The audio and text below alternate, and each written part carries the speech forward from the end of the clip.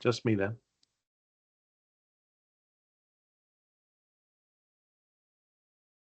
Hi, Misty.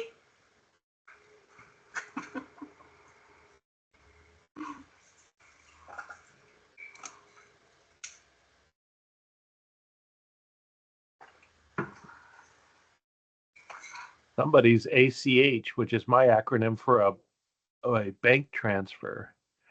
Okay.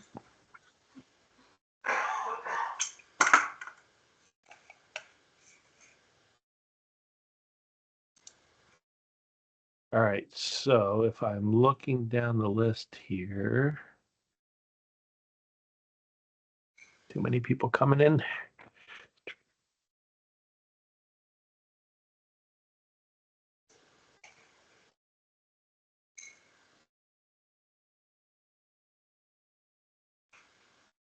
All right, we'll just wait one more minute and I'll do a quick roll call. Make sure we have everybody. I need a pen. Oh, there we go. All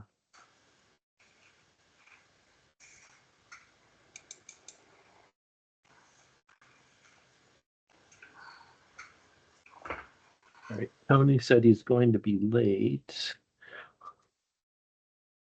Okay, why don't we get started? Let's call to order the OEB, Oregon Educators Benefits Board, December meeting. This fine, December 3rd, 2024. Time is 1:02. We'll begin by just doing a roll call count. Enrique, are you on? Here, yes. Okay.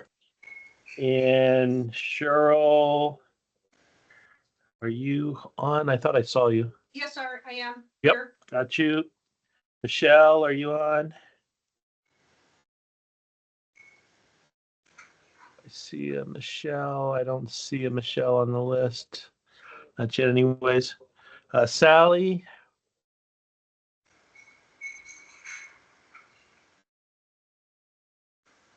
Sorry, I don't know why that was so difficult to unmute myself. I'm here. Very good. All right. Andrea's out. Bonnie, you're here. I'm here.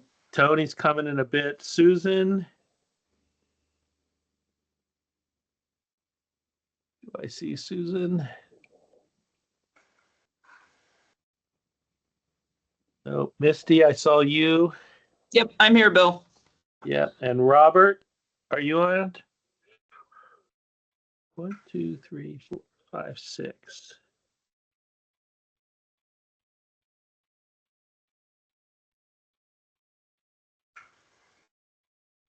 Well, we have 6 out of 11, which technically makes us legal. All right. Hopefully some people will join here in a bit. With that said, welcome everybody. It's our December board meeting after our fine retreat last month, where we set our goals and we did our values, which we're going to talk about next. All right. So let's go ahead, since we do have just barely enough to be a quorum. Let's press forward and bring up Ali, who's going to talk about our OEB values that were discussed. Do we need to accept the minutes first, Bill? Oh, did I miss that? Oh, sorry. Oh, good point. Aha, missed that. Sorry. Thank you, whoever said that. All right. So we have minutes from our October 1st board meeting. I move to accept the minutes from our last meeting. Bonnie with a motion. Do I hear a second? Ms. Deal, second. Misty seconds. All right. Any discussion on those minutes? If not, for the 6 show of us that are here, all in favor say aye. Aye. Aye. Anyone opposed on the board? Hearing no opposed, and anybody want to abstain? All right, then I heard 6 for yay, so that is acceptance of the October 1st board minutes. Thanks for pointing that out to me. So now And it's 1:05. We're right on time. We'll go to item 2 on the agenda, discussing OEB's values. Ali. Yeah, you bet. Thanks, Bill. Rose, can you put up the slides?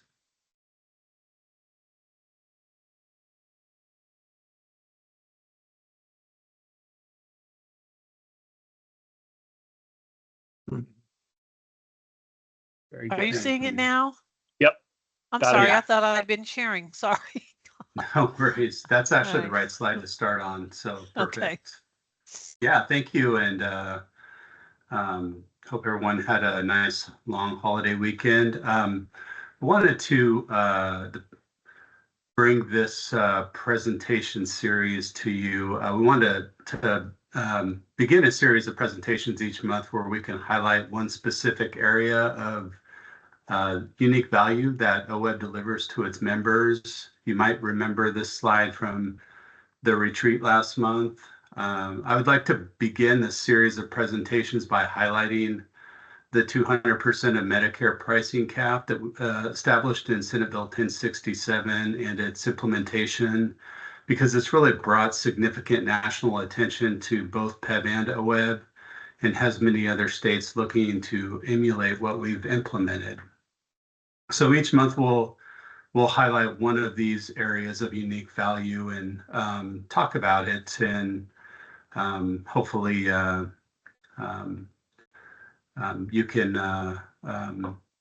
it'll refresh some of the board members' memories that have been on the board for quite some time, and hopefully be a unique new experience for new board members. And feel free to ask any questions as I go through this. But this presentation includes most of the content that I presented to the Massachusetts Association of Health Plans 2 weeks ago. I mentioned that at the retreat that they brought me in to give a presentation on how Oregon's been able to contain costs. And then Margaret Smith-Issa on our staff also presented in a webinar this topic to Johns Hopkins University recently. So ironically, on the same day I presented in Boston. So anyway, again, please feel free to stop me with any questions. Next slide, please.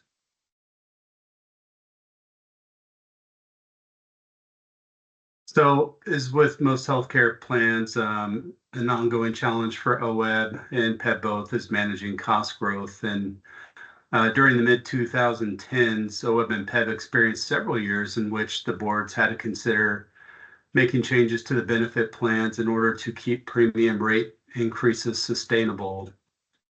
Reducing benefits and shifting costs to employees are strategies that many employers try hard to avoid, including OEB. And OEB's always prioritized finding alternative ways to manage cost growth that doesn't increase out-of-pocket costs for employees or reduce the services available to them. So that's obviously the goal that we'll start every renewal with. Next slide, please.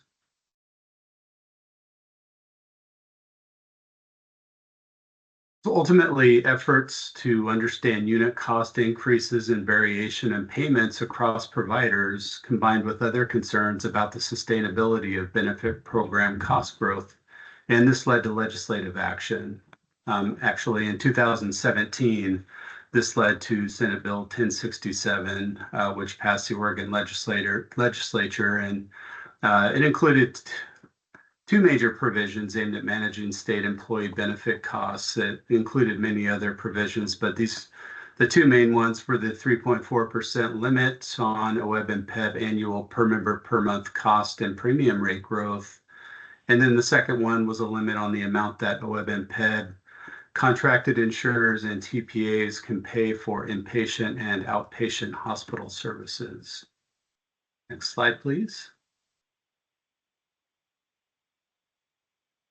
Analyses done to tease out the drivers of cost growth during this time period generally found that increases in unit costs and hospital unit costs in particular were significant factors that were driving annual cost growth.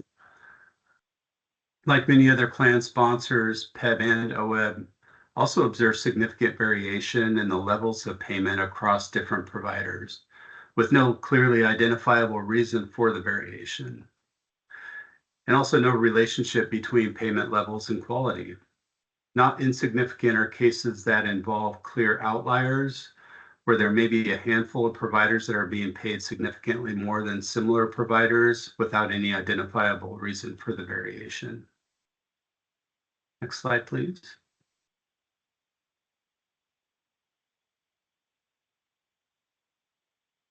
So the goal of these policies was to accomplish a sustainable and predictable rate of annual cost growth in the OEB and PEB programs.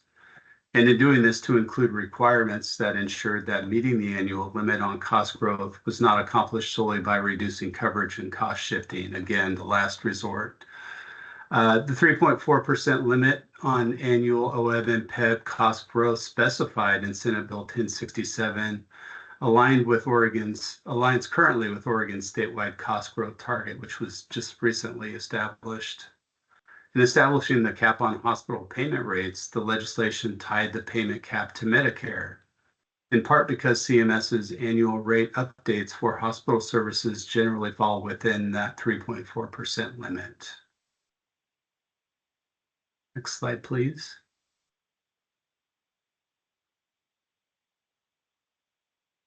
The parameters around the payment cap established in the bill were generally developed as part of the negotiation process as the bill worked its way through the legislature. The cap is set at 200% of what Medicare would pay for inpatient and outpatient hospital services for those hospitals that are in network, and it was intentionally set at the lower level of 185% of Medicare for non-network hospitals to provide an incentive for facilities to accept network contracts. Small rural hospitals are exempt. The cap only applies to the state's larger DRG facilities. It does not apply to professional fees related to hospital care, only the hospital services. Per Senate Bill 1067, balance billing by hospitals paid under the policy is prohibited. The cap does not apply to hospital services provided out of state, and we do have employees that live in or seek care outside of Oregon, but out-of-state hospitals were exempted due to concerns around the inability to prohibit balance billing. Next slide, please.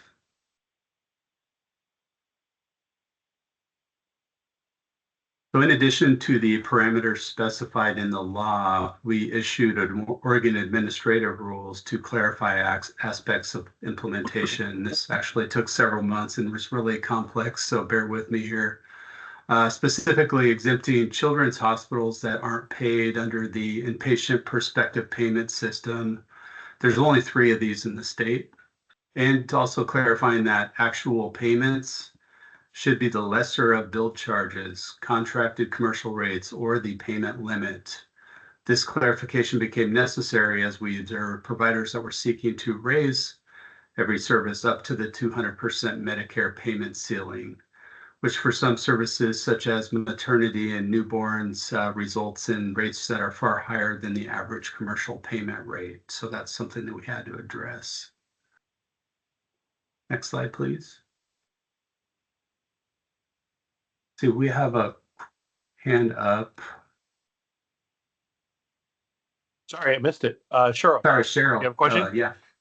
Yeah, I do. Thank you, Ollie. This is really good. And I, my concern is that, is there a point where OEB may believe that they will not be able to maintain the cap because the service providers, just don't align or won't align their processes of charging? And so if that happens, what is, or have we thought about what the next steps would or could be for us? Because the options would be to then start minimizing what we offer for benefits, right? And I would hate to see us resort to that like everybody else does.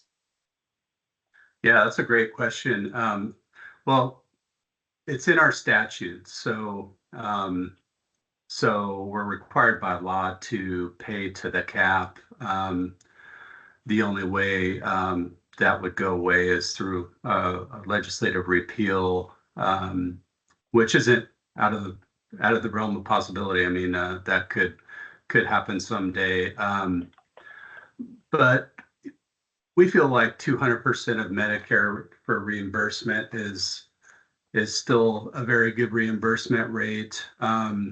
We have not lost any providers or has not limited access. I mean, we have our carrier partners coming in later to talk about innovations, and I'll get to this in the presentation, but they have interesting experiences too, and how they had to go out and contract with providers. But we did not lose any hospitals. Our access was not impacted. So not that there's any guarantee in the future per se, but this is a really something unique to PEB and OEB both, that our fellow commercial large group plans, public plans do not have, that are unique to us, and really does provide a significant value in what we have to offer our members. Does that Okay. help? Yeah, it does. Thank you. I appreciate your time. Yeah, of course. So yeah, right on cue, Cheryl. So implementation did require our carriers and TPA to negotiate contract updates with hospital providers, and hence the law provided a 2-year implementation runway to allow time for this. And it's a good thing, because we really did extensive work with our contractors, and thinking through every scenario that could occur, including the ones you just brought up. But obviously, PEB and OEB don't directly participate in those negotiations with providers, but during the implementation process, again, we did hear from hospitals about their concerns about the impact that the cap would have on their revenue. But again, however, there was no contracted hospitals that left the network due to the payment cap. And we haven't seen any indicators of inappropriate increases in service use, though we did, particularly in the initial year, observe some indicators that hospitals sought increases up to the payment limit. This is, again, the previous slide I spoke about, that were previously being paid below that level, like maternity. Our updated administrative rules clarified that payment be the lesser of billed charges, the commercial rate, or the ceiling rate, and that largely did address this. All right, go ahead. Oh, yeah.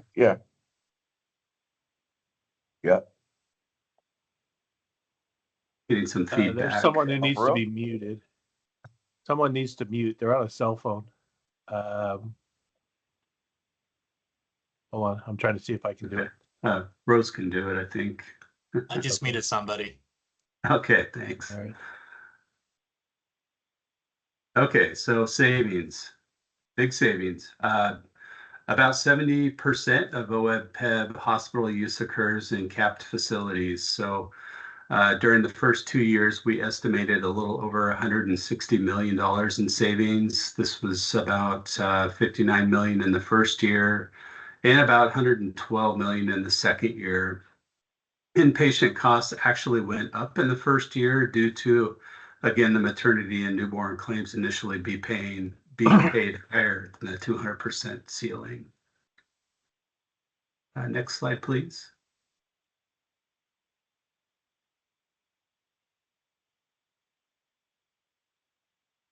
So we recognize higher savings on outpatient services, in part because these services were being paid at a significantly higher level relative to Medicare before the cap went into effect.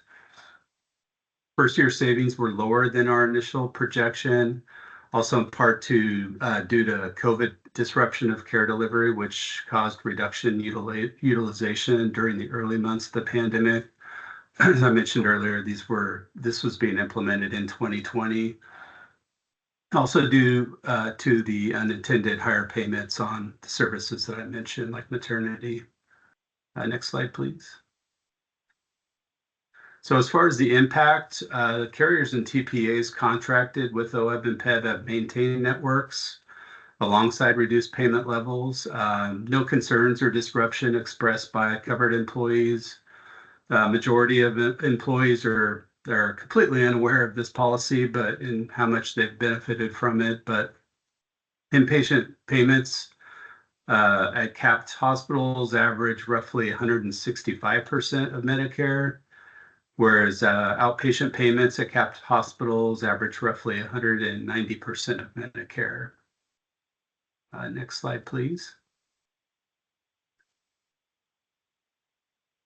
So as far as considerations, the payment cap has helped quite a bit in meeting the benefit program annual cost growth limit of 3.4%. However, the challenge is ongoing. So far, OEBB and PEB have largely limited changes to covered services and member out-of-pocket costs, though there have been some minor changes to coverage and cost sharing for some plans. The boards have relied on reserves to avoid more significant reductions, but there's a limit to how sustainable that is. And the boards have been somewhat limited in their ability to consider adding coverage for costly new therapies, such as coverage of GLP-1 medications for weight loss that we continue to discuss covering. Next slide, please. Other final considerations include local healthcare market dynamics vary, and exactly how this policy is approached depends on those dynamics. I think one of the things that I try to impart on our Boston folks is the exact level of a payment cap, how any exempt providers are defined, the specific market segments included, and how all of these things can be informed based on local market dynamics. And there's a lot more rural and frontier in Oregon than there is in Massachusetts. So we don't have any evidence that broader commercial rates in the market increase beyond what would otherwise occur. However, it's not fully clear whether and how payment limits applied to a subset of the commercial market may impact the broader market. If you turn to the next slide, I included some additional reading. We've had some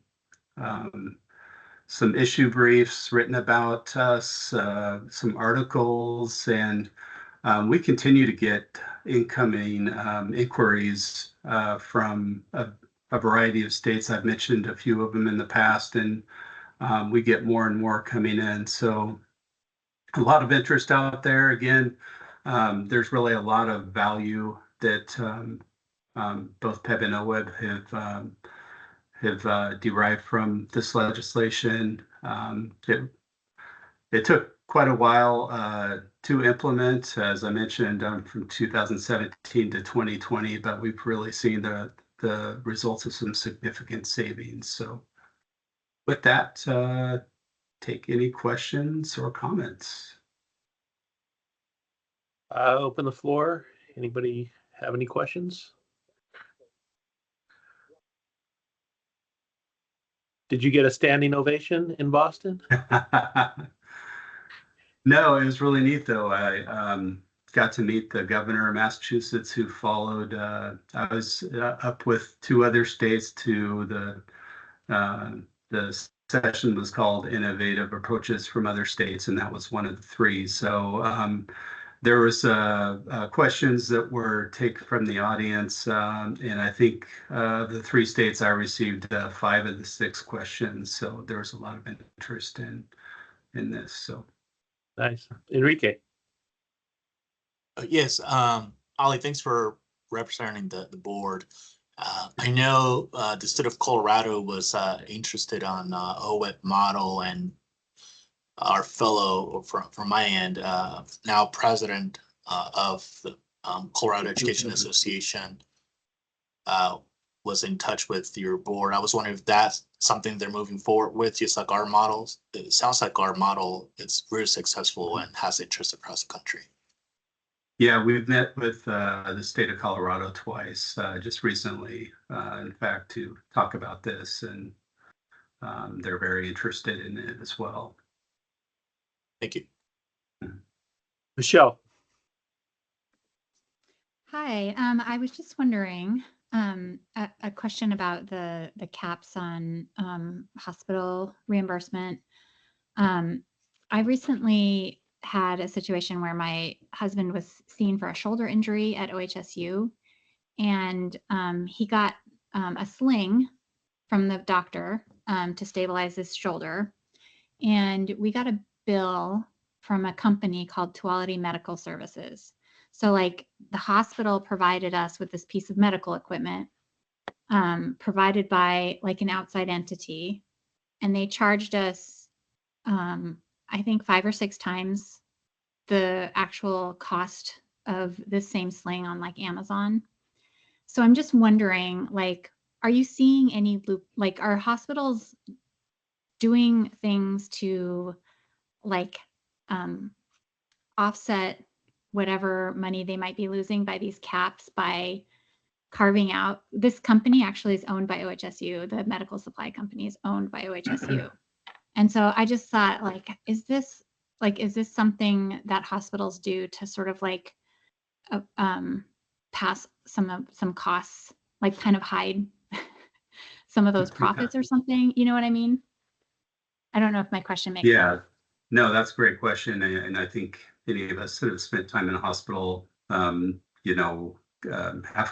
concerns on some of the charges that we see. But no, unfortunately, this piece of legislation only extends to some of those parts or services from inpatient and outpatient facilities, but durable equipment, I don't know. I mean, is it a MOTA? I mean, maybe someone from MOTA could comment, but yeah, I think I definitely hear what you're saying, Michelle. I think we've all seen that on our bills and question, the value for some things like that. Yeah. It wasn't he's not covered under MOTA, but thank you. Yeah.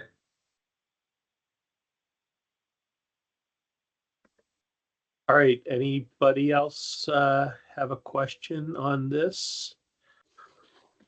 Seeing no hands raised. Thanks, Ollie, for showing us your presentation that you did in Boston. Excellent work. All right. Next up is item 3, benefits benchmarking, and we're looking for John. Good afternoon. Can everybody see and hear me? Yep. I do ask that just because I only recently got my internet back today, so it was out all morning. So just in time for this, I'm glad to be able to join you. So thank you everybody for joining the benchmarking presentation today. Feel free to ask questions as we move throughout. Hope everybody had a restful Thanksgiving and are ready to dive into some detailed material. So my goal today is not to go through everything exhaustively. As you know, this is a kind of a very detailed process, but really to just bring the board some highlights.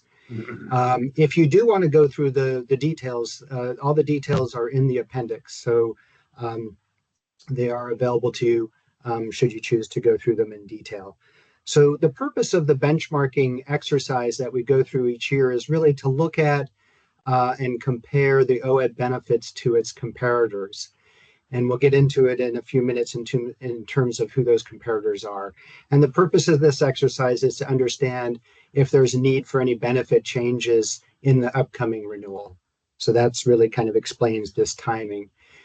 And over the last couple of years with the rising inflation, this benchmarking effort has been all the more relevant because you've seen some changes even in the OEB plans.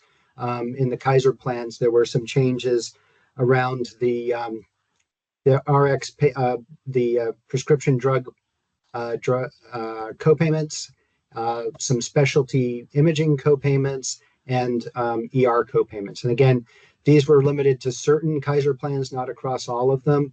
But so I think that you see some of the results of this rising inflation.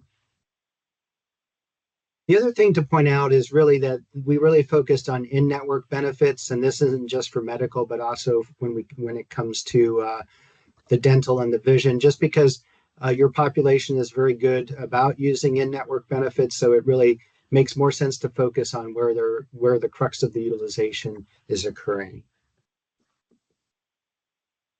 So historically, and you'll see some things, have been simplified this year in the detail in the back. Just want to highlight that for you. So historically, we've included some Mercer benchmarks around large employers, industry, and regional benchmarks. But these have been of limited relevance. So we removed them this year and really focused on what we called last year your custom comparators. And these custom comparators include community insurance services. And again, CIS was formed by the League of Oregon Cities and the Association of Oregon Counties to meet the needs of their employees and eligible local government. So it seems like a good group to compare to. The other one of the other, so there are three of these custom comparators. The second one is the Special Districts Insurance Services Trust, SDIS, and SDIS was formed to provide benefits in a more economic manner to the special districts. And a special district, is really something that is formed by local governments, to meet a specific service need, such as water delivery, fire protection, and things such as that. So again, the purpose is much like OEB, is it's providing savings through joint purchasing. And then the last one is this School Employees Benefits Board. And this is really the state of Washington equivalent to the OEB. So those are the comparators that we use for this benchmarking exercise. And again, very much a custom benchmarking exercise. And Rose, we should be on the next slide. Sorry. So and then you can kind of see the comparators are on the right hand side here.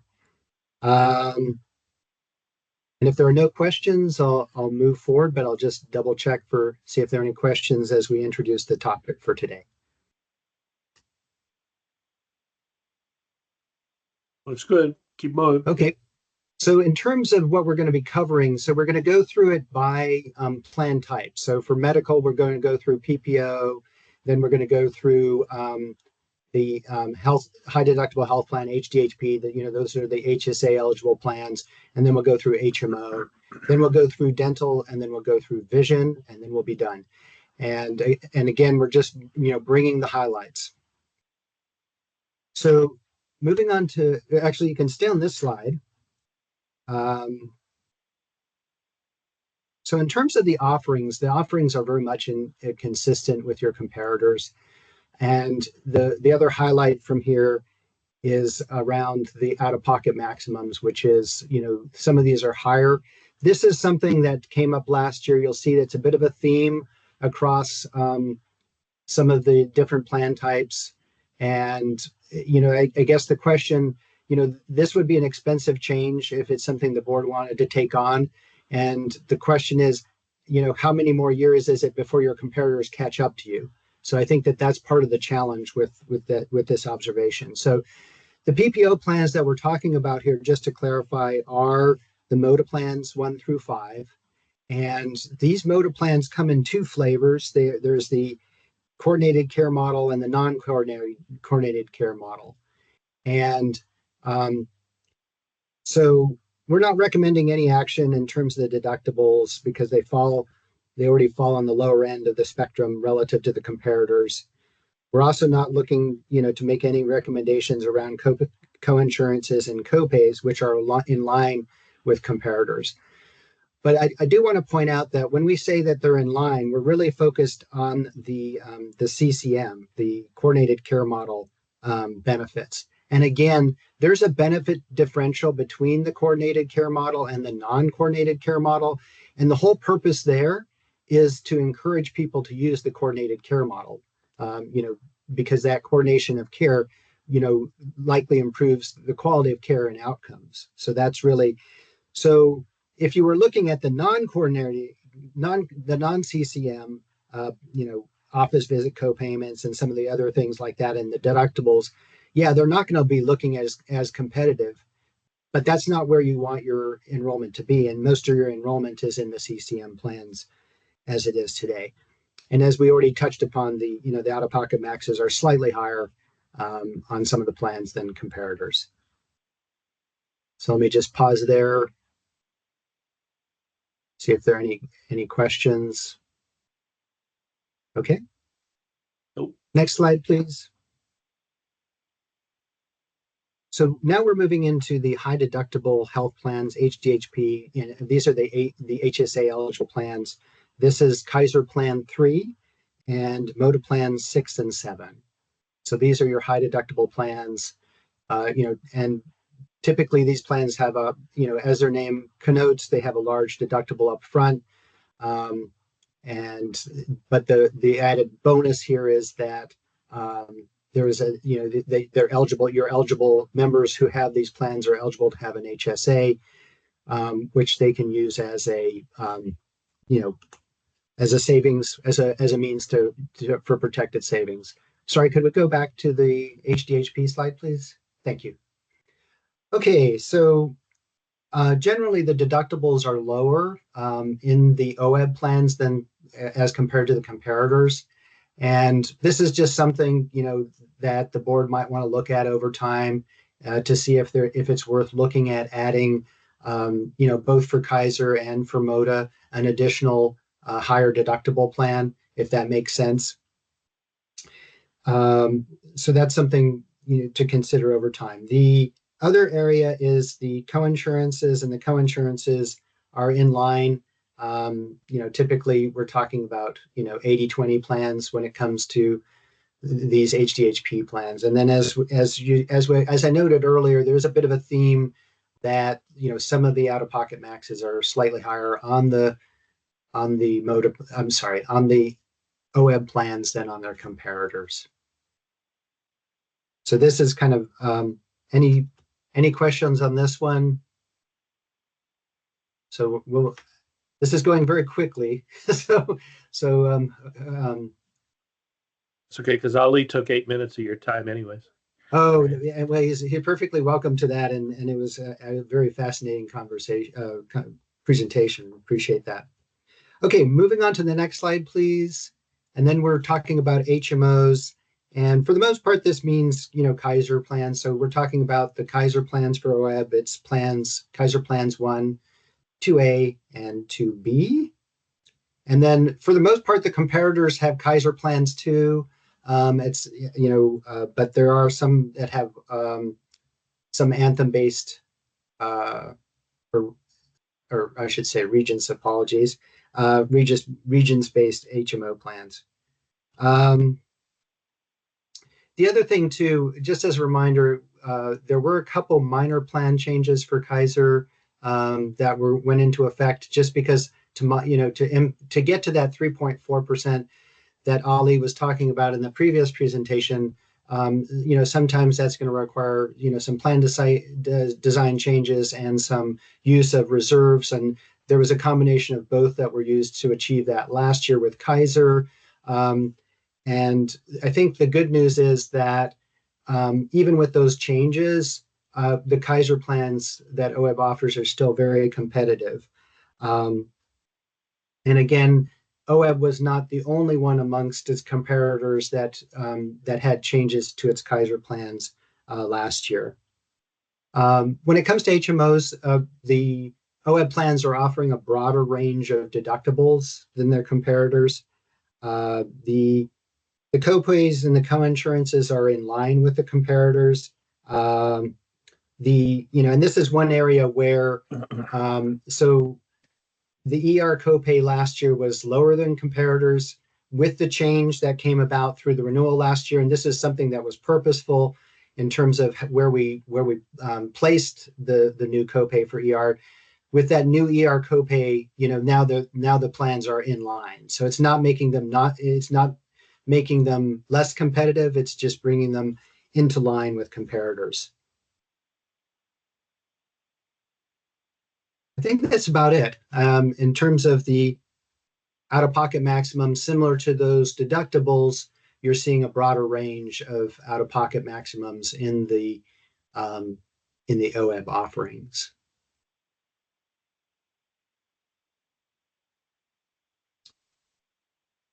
Then we jump into prescription drugs on the next slide, please.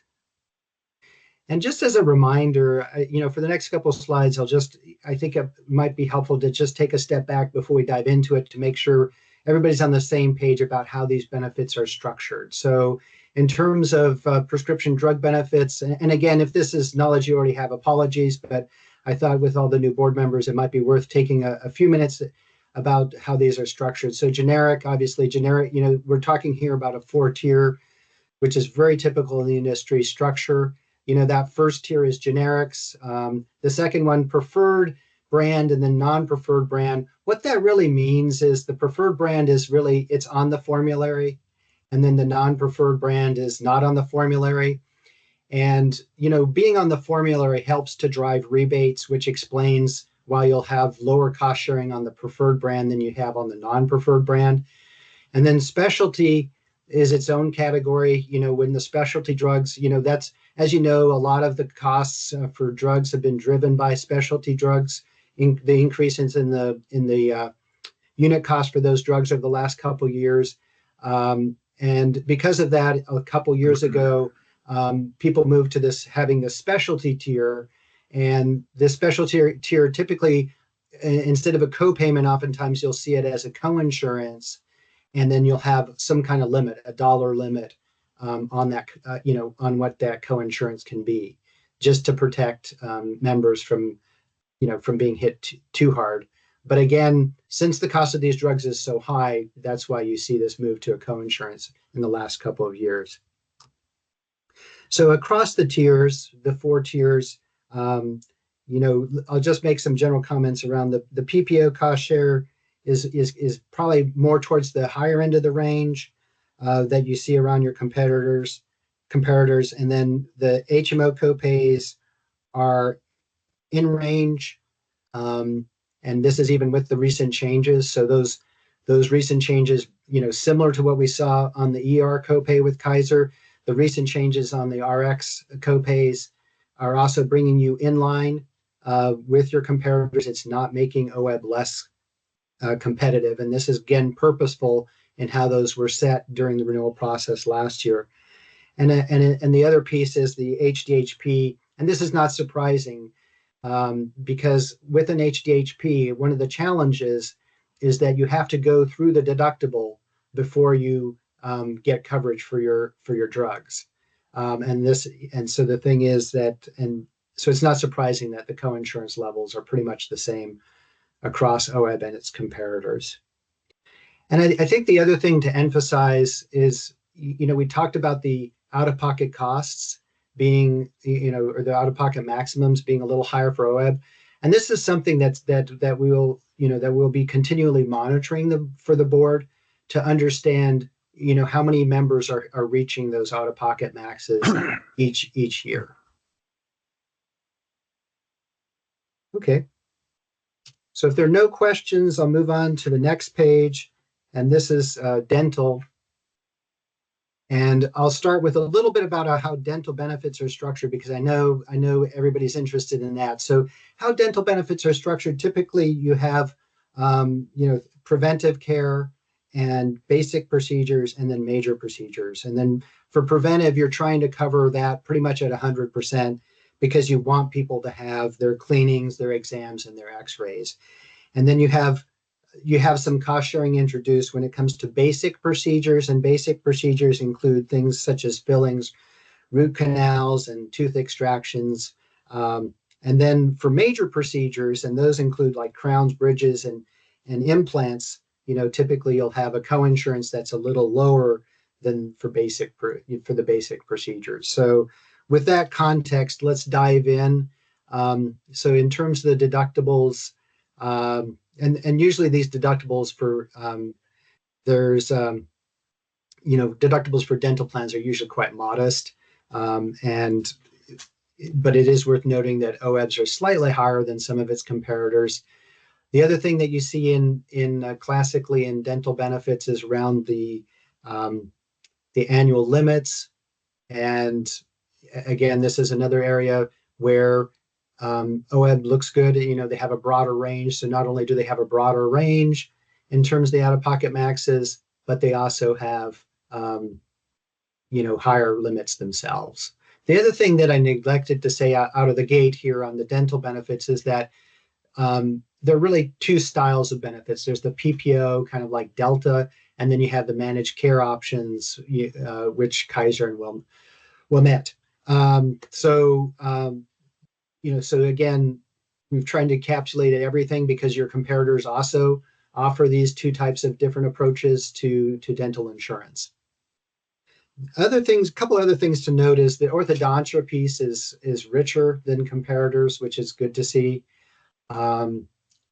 And if you want to look if you want to look precisely at the managed care options, the copay are slightly higher than some of the comparators. And this is, again, we're not saying that there's a need for the board to kind of chase this at this point, because with the high inflationary environment, we would expect comparators to catch up with OEB in over time. Michelle? I was wondering if you could give us more specific information about the caps. Like what you say that OEB has higher caps, but is it much higher? Like what's the kind of range we're looking at? Oh, I'd have to, I don't have all that information in front of me right here. So, I mean, we could go back. If you don't mind, Rose, if we could scroll down just a little bit into the presentation, we can take a quick look and answer Michelle's question. So if we could go through several slides and get to the dental slide in the back in the appendix.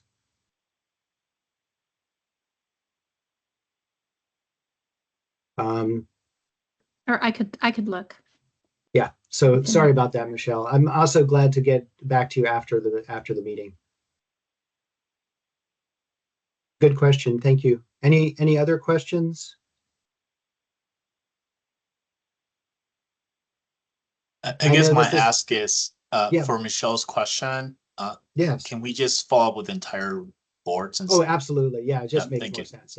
Yeah, exactly. Because I'm sure others had the same question. So, okay, then moving on to vision. The next slide.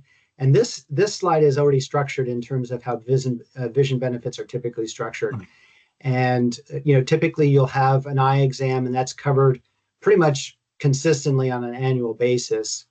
And then you have frames and contacts, and those will sometimes be covered annually or every other year. And that's really one of the key things. So if you're going into a richer plan for vision, that's usually what's different. So it's like what they call 12-12-12 versus 12-12-24. And the 24 is the frame piece. And then you get also lenses, which is that second 12 out of those 12s, the 3 12s that I was mentioning. And the lenses are typically covered on an annual basis just because your vision can change that often too. And then, some plans do and some plans don't have a plan year maximum. Again, OEB has a very broad variety of vision offerings, including Kaiser, Moda, and VSP. So this is definitely broader than what you typically see. Overall, the plan designs are in line with comparators, and we're not looking to recommend any changes in the near term. And before we wrap up, I mean, if there are changes that are needed, on the medical, there might be some need. Again, it's premature to say there will be no changes at this point because we don't know where the renewals have come in or where they'll come in. So the thing is, that will be the subject of the February board meeting. And, so then once we have that information, we'll know better to see if the board will need to contemplate plan changes to achieve the 3.4%, for the coming plan year. Michelle, did you still have do you have another question? Nope, sorry, I'll take my hand down. Oh yeah, no worries. I just wanted to make sure that we're being responsive to any questions that are out there. So that probably more than made up time, Bill, But again, Fabulous. we're glad to entertain any questions outside of the meeting as well. And to Enrique's point, we'd also get back to everybody. And again, very much appreciate your attention. I get that benchmarking is not exactly the most exciting thing to deal with post lunch, but I definitely appreciate everybody's attention, and I appreciate the questions. I find it somewhat interesting as we finally see a benchmark that's regional to our area, because typically we're getting national or book of business benchmarks, and it shows that we're a little worse. But now that we just look at our region, it gets a little clearer. And thanks for that. All right. Yep. Thanks, everyone. Okay. Okay. So now we are a little bit ahead, and I know we have 4 presentations on innovations, which I know can get rather enthusiastic in time. So I'm going to ask each vendor to try and their best to stick to time. I get the fact that everybody wants to show off their shiny new AI-driven probes that the rest of the world doesn't really want to hear about, but we need to hear about them. But let's keep on rolling, and we'll start with Moda and Erica on medical carrier innovations for Moda. Great. Thanks, Bill. That was a great introduction into our presentation. My name's Erica Hedberg. I am the Director of Government Programs for Moda, and I have a few people here with me. Today, we're going to be talking about innovations at Moda, and we're going to be talking about a few different topics, though you will notice a common theme that kind of runs through each of those topics, and that's health equity, and most specifically focused around social determinants of health and rural populations. So first, Bill Dwyer, our Director of Analytics, is going to start off talking about some changes that we're making to our value-based payment arrangements. And then April Canetto is going to jump in. She's our Director of Population Health here at Moda, and she's going to talk about our health equity roadmap, specifically around healthcare services and our social determinants of health team that we have. And then we're going to finish up with John Klaus, who's our Chief Technology Officer of Innovation at Moda, and he's going to talk about data and personalization that we're doing. So I'm going to pass it off over to Bill. Yeah, great. Thanks, Erica. Hi, everyone. So we'll get started with, we'll go to the next slide and start talking about a value-based payment. So that's, I have an undefined acronym right there, VBP. So value-based payment objectives for 2025. So each year we try to take a fresh look at all of our programs and make sure that that everything that we're doing is aligned with what we're trying to accomplish in terms of our overall objectives. These were 4 of our objectives for 2025 that we worked hard to introduce some new changes. And like Erica said, just pointing out the one in lighter green there, we really wanted to make sure that we are focusing on health equity in 2025 and building in provider incentives to help all of us move forward in terms of our focus on health equity. And so that'll become, I'll show you some details in the further slides on how we did that. And we did some other things too with value-based payment. I don't want to say that we only did the equity. There were some other tweaks that we made. We wanted to simplify some of the calculations. We wanted to move closer toward meeting our objectives of the value-based payment compact and moving to our higher categories for our models on that land scale, and then continuing to increase our data sharing. So let's go to the next one, and that one is going to summarize some of all the changes in more detail. So these are the specific things that we did that flowed from those objectives. The 2 that I want to just really highlight. So in the total cost of care, yes, we incorporated the downside risk, so that moved us to category 3B.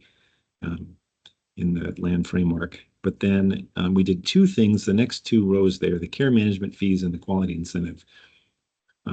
That's where we added an equity component. So for the care management fees, we adjust the care management fee payments to providers are going to be adjusted for social determinants of health. And so that clinics that have a higher level of social needs in their population can get higher payments.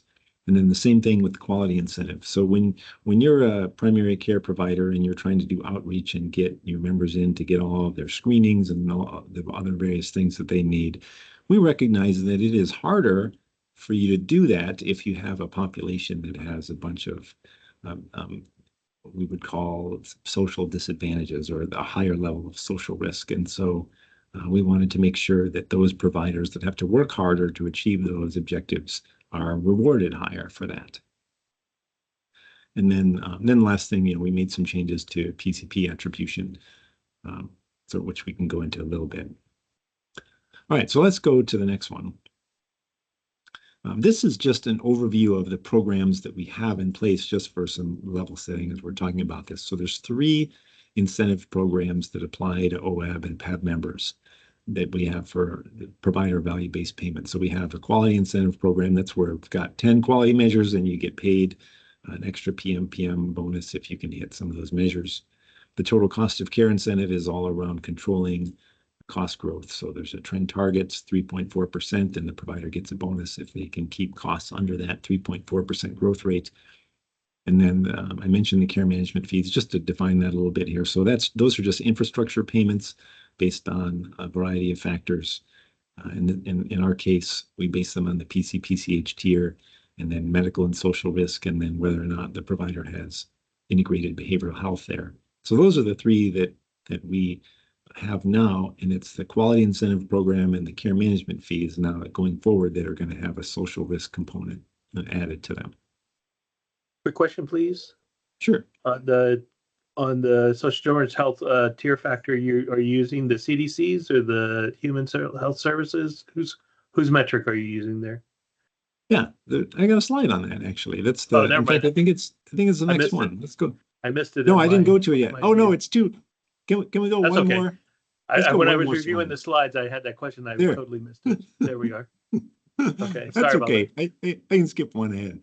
So we're I participate in the Primary Care Payment Reform Collaborative. It's PCPRC.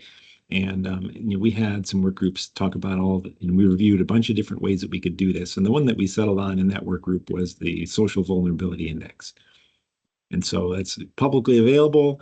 It's at the neighborhood level, so far more detailed than zip code. It includes a ton of variables. There's 16 variables in there. Some of them are listed there on the left-hand side. And so that's what we use. So you can go, anyone can go to the website, the SVI website, and see the methodology and all the variables and download all of the data, which is great. So transparency is great. All of our providers, if they ever have a question about how are you guys doing this, it's all just very transparent. And so what we're saying is, the clinics that have a high proportion of these members that have high risk, as defined by the Social Vulnerability Index, they're going to get bigger payments.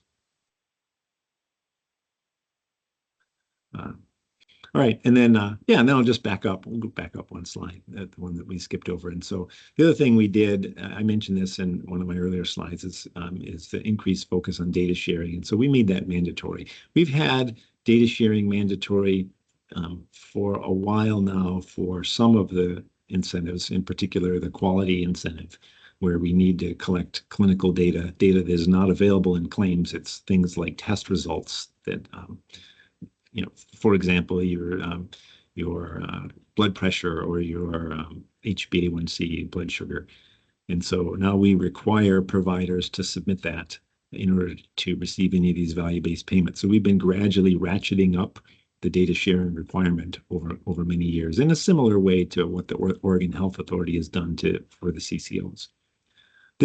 For 2025, we're even getting more strict with some of the larger providers who in our view, would have the resources and the ability generally to submit member level data as opposed to summary data.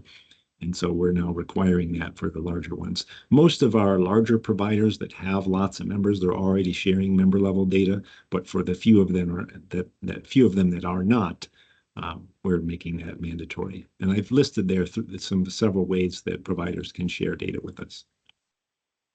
And we just really think this is important, because this is going to allow us to measure a variety of different things. Having great detailed clinical data allows us to not only just evaluate providers on their quality measures, but also allows us to slice and dice the data in a variety of equity-focused ways that we wouldn't be able to do unless we had unless we had detailed member level data. For example, we can start looking at disparities in different populations with the member level clinical data that that otherwise we wouldn't be able to do. So we're pretty excited about the data sharing, just continuing to ramp up the data sharing requirements. So let's go, now we'll go 2 slides ahead. And then I mentioned that, so the care management fees now incorporate equity. So those right there are the 4 factors that are going to go into our care management fee rate. So the care management fee is just a fixed per member per month payment for infrastructure building. And so we measure 4 different things, and the combination of those things leads to the care management fee rate. So there's 2 of them in particular that we're very excited about that are relatively new. So we've always been doing this on medical risk and PCPCH tier. So now adding the social risk, so the providers that have a high social vulnerability index will get higher. And then also providers that have integrated behavioral health into their practice. Those providers are going to get a higher care management fee. And this is just something, so having integrated behavioral health is one of the elements of PCPCH recognition. But what we're doing is we're sort of diving into the details of their attestation for the PCPCH program and pulling out what did they do on that specific one, because we feel like behavioral health is super important and we want to incentivize that even beyond how it's incentivized in the PCPCH program. So we added some additional payment if you've got integrated behavioral health.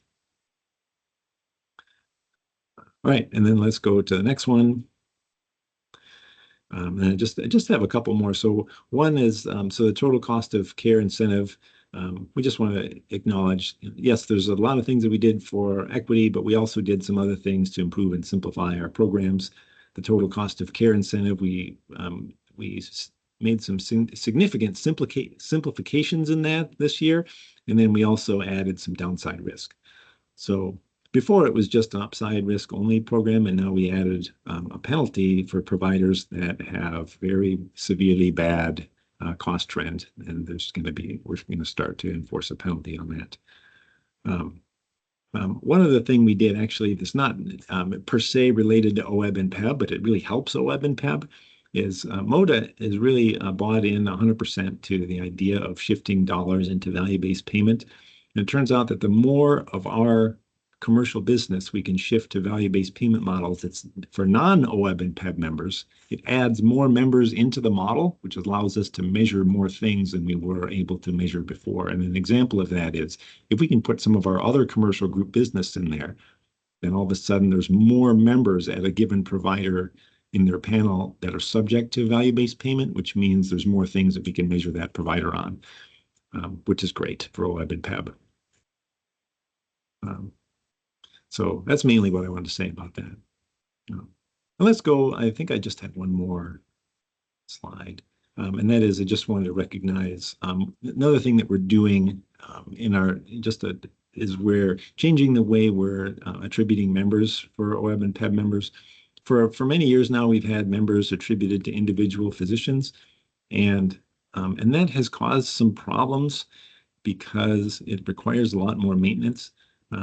For example, we've got primary care doctors that tend to move around a lot, and they'll quit or retire or be hired somewhere new. And each time that happens, it generates member communications where now their PCP isn't there anymore, and they have to pick a new PCP. And really, there's been a shift, and there's a lot more of an emphasis in primary care on team-based care anyway. And so the concept of assigning a member to an individual, it just doesn't really fit with the whole team-based care and equity-based focus that people have now. And so now we're going to simplify that and shift to the member just has to choose a clinic. And we feel like that's going to be way easier and simpler for everybody. It's going to allow us to do a lot more things that we couldn't do before. It's going to improve the accuracy of our assignments. So there you go. That's a summary of some of the things that we're pretty excited about for 2025. And made a bunch of different changes, but some pretty significant changes in terms of focusing on equity. And so I think the next, if you go one more, I think that gets into, oh wait, no, I'm sorry, forgot. I thought I had one more. So those last few slides, all those slides were focused on our primary care payment models, but we have some other ones that are also we're pretty excited about, that tackle women's health and behavioral health. And so these are models that apply outside of the primary care setting. And behavioral health is a pretty big focus area for us, where we're trying to incentivize not just particular outcomes, in the case of behavioral health, like for certain measures, because frankly, we don't have a lot of great quantitative quality measures for behavioral health. But what we are doing is incentivizing an approach, a feedback informed treatment, which is just a philosophy around behavioral health, that the providers themselves can use their own data to measure how their efforts are going. And there's a lot of evidence behind that. And so we're pretty excited about this program that rewards providers who are taking this new data-oriented approach. And then women's health, where we've got some pretty nice quality measure mechanisms in there in women's health. Okay, so now I can turn it over to, I think, is it April next? Yeah, I got it. Thanks, Bill. Yeah. Okay, I've been having some mic issues, so hopefully you all can hear me. Can you just nod your head, Erica or Bill, that I'm good to go with audio? Okay. Yeah. All right, so there was a mention kind of at the beginning of shiny toys. And what I'm going to be presenting to you all is kind of, I think, the counter to that, actually. It's really taking a step back and ensuring that we're being very deliberate with how we're thinking about health equity and how we're incorporating the lens of equity into the work that we're doing across the organization. So this is our health equity roadmap, really focused on 4 pillars. So what are we doing administratively with our operations? What are we doing within kind of the member area, the provider area, and the community area? And some of the stuff that you heard Bill speak to is kind of within the scope of what we're doing on our roadmap for provider. And you're also going to hear from John here in a minute. That's really going to tie in some of the SDOH and community work as well. You can go ahead and go to the next slide. So I'm just going to cover each of these pillars at a really high level. So from an operations perspective, again, the work that we're doing really is about, we're dot connectors. How do we ensure that the lens is consistently infused in how we're doing our work? So working around our data with RealZ and SOGI data, how do we continue to enhance that? How do we align our systems? And how do we start to automate some of this so that we have dashboards in place so we're able to, in real time, have our quality improvement team and our population health team pull up information, understand inequities as it relates to not just race, ethnicity, language, what have you, but also rurality, geography, and ways that really can help us inform our population health strategy as well as our quality improvement strategy. We have already significant governance structures, but again, this is about how do we embed equity into that? How do we start to pressure test? So when different departments come to our quality committees, they're actually talking about what they've done from an equity lens within the strategies that they've incorporated. And that includes things like KPIs and goal development that is fed up into leadership. Of course, training is a part of that, as well as work that we're doing to ensure that we can obtain health equity accreditation across all of our lines of business. Go ahead and go to the next slide. At the member level, I mentioned dashboards. It's really then, how do we segment those dashboards so we can easily understand both quality as well as cost and utilization. So we're looking at that from a global perspective, but also from an equity perspective. And then how do we prioritize? I mean, as you can imagine, there's hundreds of HEDIS measures. How do we start to think about it when we're looking at that around equity? So looking at things like, if we were to reduce the inequity, how much would that impact our overall HEDIS rates? And using that as a decision-making process for how we prioritize our strategies. Work on training, so equity toolkits across measures. So again, we're looking at global quality improvement work and pop health work, but then also what are the actual best practices specifically within those global measures around equity when we identify that there's a disparity. So that's leveraging things like the What Works county health rankings, incorporating that into all of our processes and different meta-analysis as well. And then when we're doing our performance improvement projects, how are we actually creating equity-based PIPs as well within the universal PIP that we're creating? You can go to the next slide.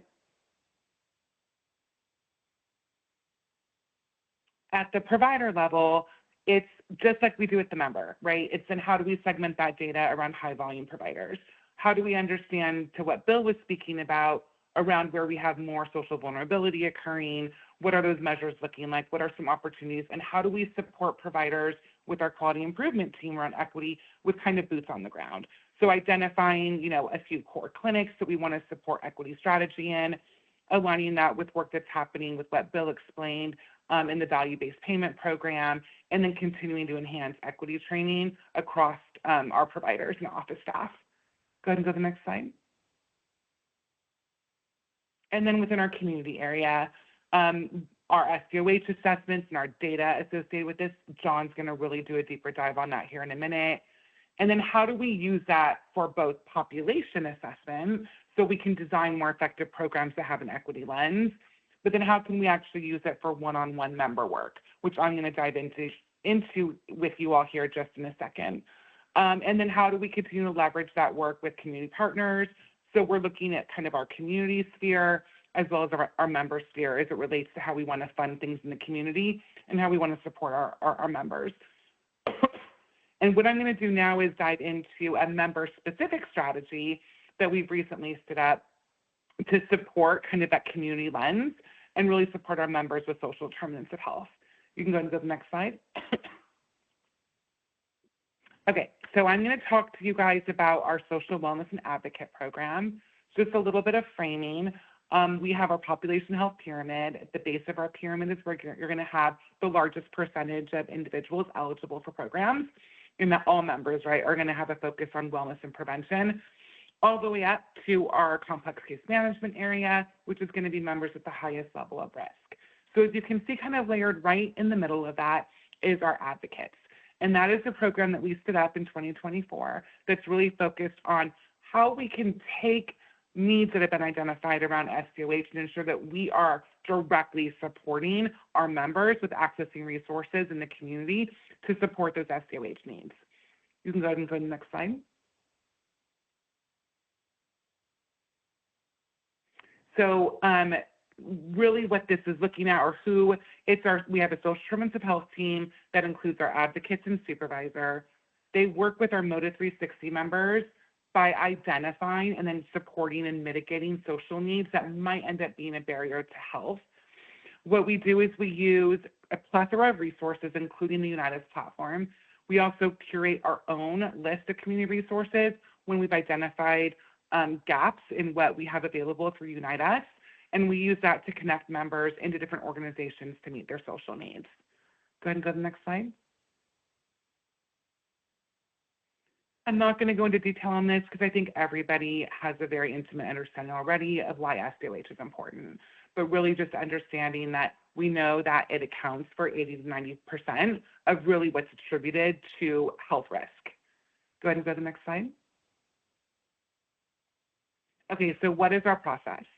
So members can be referred into our SDOH team through anywhere within our pyramid or through providers. They can also self-refer. We also are doing passive outreach. So John's going to talk here in a minute about health contacts and what that means. We've been able to use things like the vulnerability indexes to identify potential risk in members, and we're passively outreaching to them to inform them about our SDOH program. Once our advocate connects with a member and the member chooses to participate, we do very in-depth SDOH assessments, and we actually work with the member to create a care plan based on SDOH. The advocate then works through the Unitas platform and our other curated resources to identify community resources that would support them. Beyond just community resources, though, they actually do support them in being able to access things also within the healthcare space. So sometimes we find that there's an issue with even just accessing therapy. And so in those scenarios, they refer back directly into our Behavioral Health 360 program, and or they actually help the member connect directly into therapeutic resources. They do extensive resource searches through Google and other avenues to identify resources if we can't find one readily available within our platforms. And then they follow up with the members within 30 days to ensure that their needs were met and to ensure that all of the other pieces of their care plan around SDOH have been addressed. You can go to the next slide. Okay, I am going to punt this over to John, who's going to talk to you guys about the work that's happening from a data perspective to really kind of tie all of this together and ensure that we are identifying individuals and identifying the correct programs. Go ahead, John. Thanks, April. I'm super excited to talk about this. It ties a bunch of things together. We're going to talk about 3 areas of innovation. So we'll talk about personalization, we'll talk about risk stratification, and then health equity analysis. And so these are all part of the theme that Erica introduced, social determinants of health and health equity. And I go back to the beginnings of Moda 360. One of the things we talked about doing for OEB as we built the product was creating an integrated view of our member and understanding what was happening with them in between visits to the healthcare system. And that led to what we call the health context model. The health context model has social determinants of health, but as we're talking in the conversation today, social determinants of health are also you need to look at race, ethnicity, language, and disability, sexual orientation, and gender identity. We also want to understand what's going on clinically, what's happening in terms of healthcare outcomes, and how engaged people are. So health context model is a comprehensive view of the member. We've been working on a lot of enhancements to a new version of that. And those have been underlying 3 of these innovation initiatives that are going to touch on the SDOH and health equity. The first one is personalization. There's 2 big stories on the personalization front. One of them was enhancements in how we're engaging with our members. We've looked at the experience of talking to members about social determinants of health or race and ethnicity, and we made improvements. We made the forms a little more streamlined. We gave up on asking for some pieces of data so that we could focus on getting pieces that were more important. And it's been quite successful. We've had thousands of members engage with these new forms that improved experience is leading to more engagement, and that's leading to better health outcomes in our ability to help target and do this risk stratification. So the personalization is a fantastic piece there. As Bill mentioned earlier, one of the challenges we faced in behavioral health was quantified outcomes. And in this set of forms, we might talk about this a little bit later, we are looking at the generalized anxiety disorder and personal health questionnaire, actual quantified measures from the members on how they're improving with the work of the social determinant advocates and with the case management and disease management teams. The second story on personalization is around AI. I won't go too much into the shiny parts of that, but I will say that the big driver and the reason we're looking at AI here is that it unlocks information that's previously been hidden in healthcare. We are used to structured information in the medical record. What's the blood pressure? What's the claims dollars? Those kinds of things. But information in a chart note is hidden to the healthcare system of the past. And AI will let us turn that unstructured text into insights into social determinants where something may have been written in a chart note, but not actually encoded with an ICD-10 code. Or we might have a quality measure, or we might have some other concern that we can start to see for the first time using AI. So I'm going to talk about 3 of these initiatives. They're all connected. Let's move on to the next slide, and we'll talk about risk stratification. And here we previously talked about improvements in our individual data. Bill talked about some publicly available data. So we've incorporated a number of new publicly available data sets. So the Social Vulnerability Index and American Community Survey both use, the Area Deprivation Index both use American Community Survey data. We have over 360 different elements from the American Community Survey. We've brought in county health rankings, the Environmental Justice Index, the community resilience estimates. There's a whole raft of new geospatial and public data that we're helping to build a better picture between the clinical, social determinants, and outcomes. And we are incorporating a lot more of those social determinant factors in how we do risk stratification. Part of that's helping to identify people specifically for social determinants of health advocates, and part of that is for helping to include social determinants in even in clinical risk stratification. So the two big stories here were geospatial data, and the second one is the incorporation of those new pieces into the risk stratification model. And then that'll lead to our last area that we're talking about in terms of innovation, being underwritten by the health context model. And that's on the next slide for health equity analysis. And this one's a, let's move this slide real quick and then there we go. This was really one of the initial motivating factors for building the health context model. We wanted to be able to see where there was disparities, and disparity could be in terms of healthcare spend, it could be in terms of care gaps, it can be healthcare outcomes, and the dimensions for disparity aren't just race and ethnicity. In many cases, education or income might have a lot more to do with disparity, or geography, being in a rural or an urban area, a disability, chronic conditions. So the emphasis behind putting together this complete picture of a person allows us to be able to look across the population and identify where there are disparities. There's a group along whatever dimension we're looking at that has an inferior outcome to the baseline or to a preferred group. And that helps us to identify where there might be systematic disparity, where we can identify a member as being a part of a group that might be subject to disparity, allows us some insights into risk and into their health context. And so all of these things are connected. The better we are able to create a member experience, the more engagement we get, the better data we get, and the better insights we're able to put together to use to help with the risk stratification and to make sure that we are guiding resources to the proper people, and being able to, as Bill was saying, use quantified outcome measures to see our progress along the way. So each of these on their own are very interesting, but they reinforce each other every time we put the model to use. We see where we can make improvements, and what we presented today was a reflection of probably a couple of years of improvements that had been underway. Erica, I'll hand it back to you to close. Thanks, John, and thank you, April and Bill. Any questions? Yeah, I'll begin. So a lot of the stuff really interesting. Not quite sure about your last bullet on a couple slides ago about building a chatbot to interface, but on that level, are you bringing this back into your app that you have been touting for the last 2 years? And how will it drive the individual member in the app having this correlation that you're looking for using your AI model?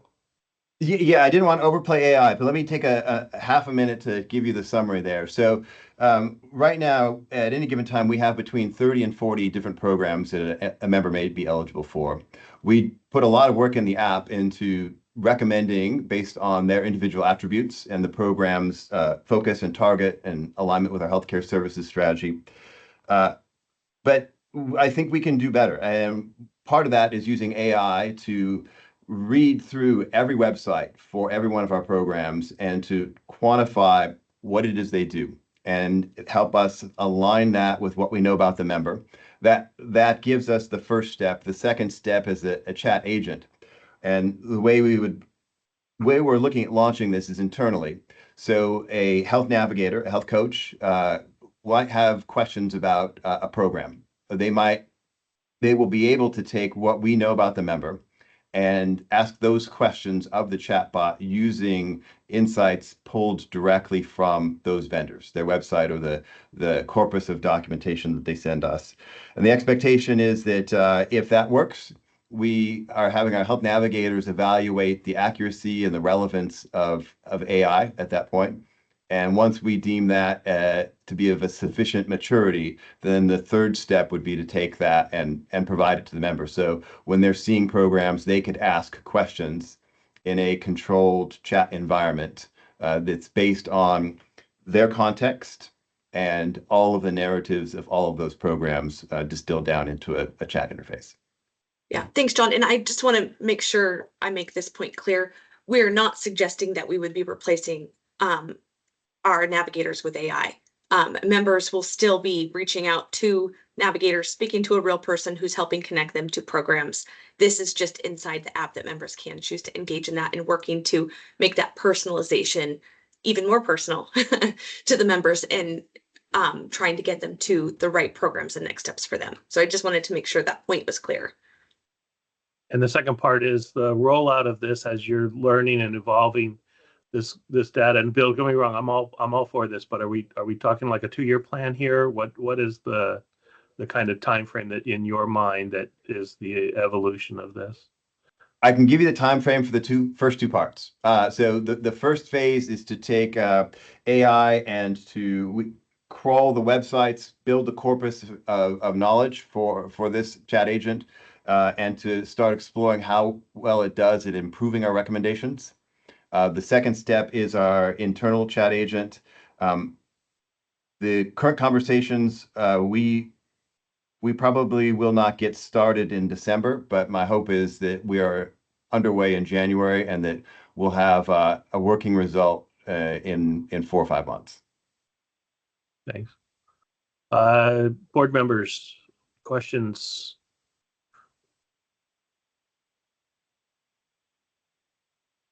Jeff, just AI is my day job, so that's why I'm giving you questions like this. Right? Oh, so, okay. Well, I'd love maybe to go offline AI. because we are doing another AI initiative that's looking at incoming faxes, and there is a strategy that builds these together. I don't want to bore people with discussion, but there's some nuance, and we've got some work that's already done that's been very promising. So it's an exciting story, but I really think this the main piece of this is enhancing our health context model and in service of doing a better job of finding ways to get social determinants of health built into the system. So AI is a part of that. It's not its means in it's not an end of itself. We can talk offline. Okay. Perfect. Okay. I see no other questions. I'm going to ask the KP Dental Group if they are available, which would be Daniel.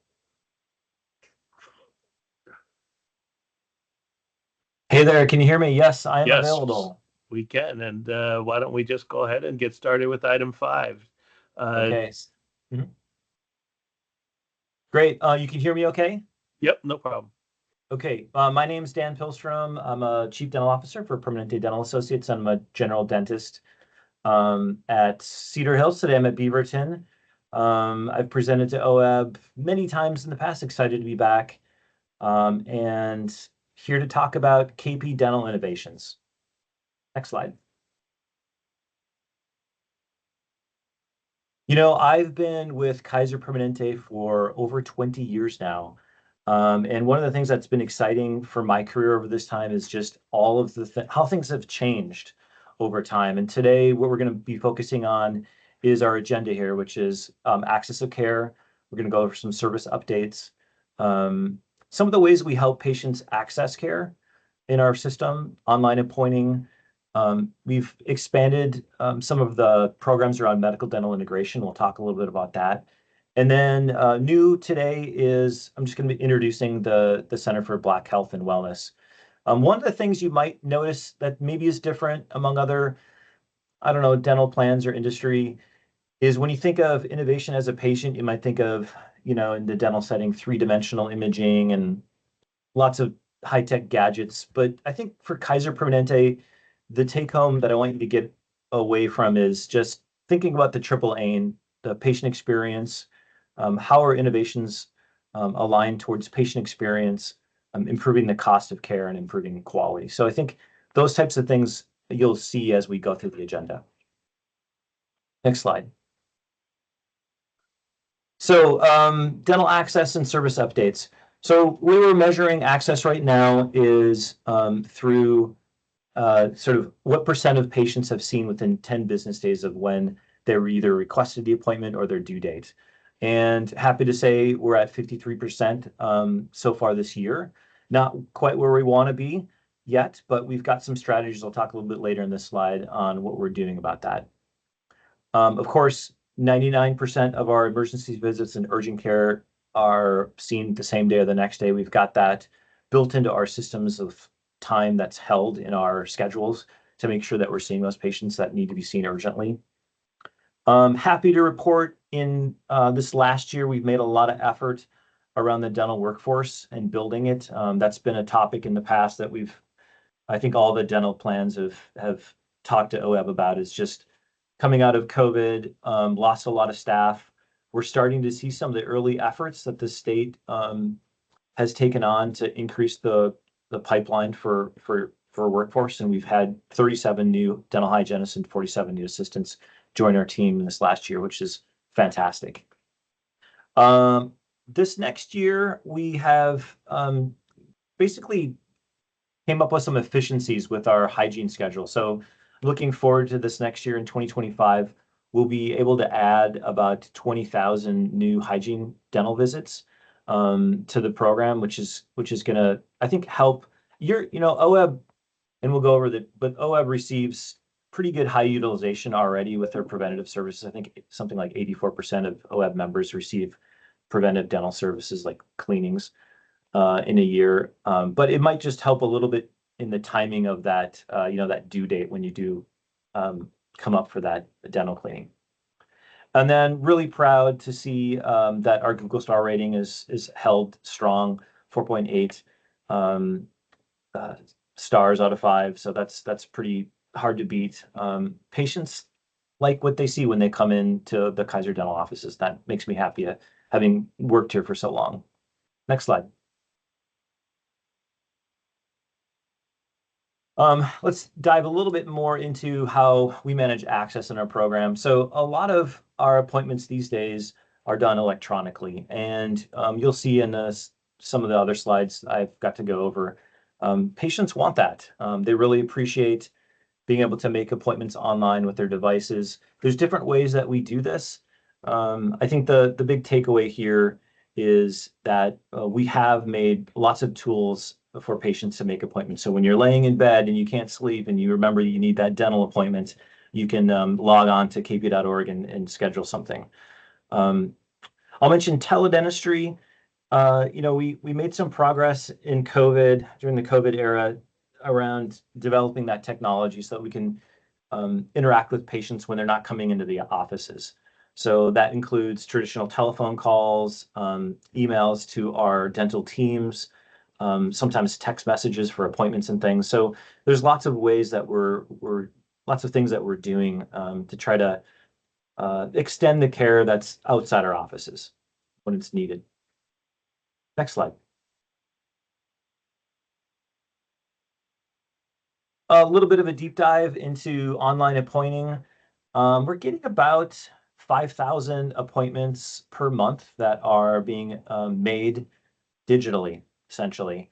And the way this works is you either get a text message when there's an opening that is available for you that would come up sooner than your regular scheduled appointment. That's called the Fast Pass. And that's really nice because it allows patients to go anywhere in our dental system. If, like, for example, they just need a cleaning and they're maybe due in a few weeks, if we get an appointment that's earlier, we give them a text. And it's great for us too, because we're utilizing our system most efficiently that way too.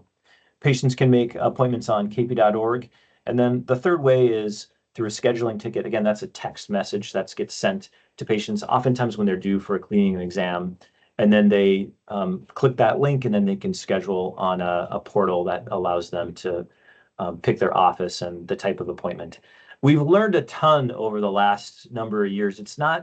Dentistry is a very procedure-driven practice. So you got to get the right people with the right instruments and the right amount of time correctly and all aligned to make these online services available. And we're getting better and better at it. So happy with the progress this year.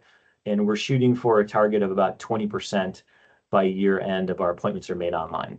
And I think this is a trend that we'll continue to see in the next few years. Next slide.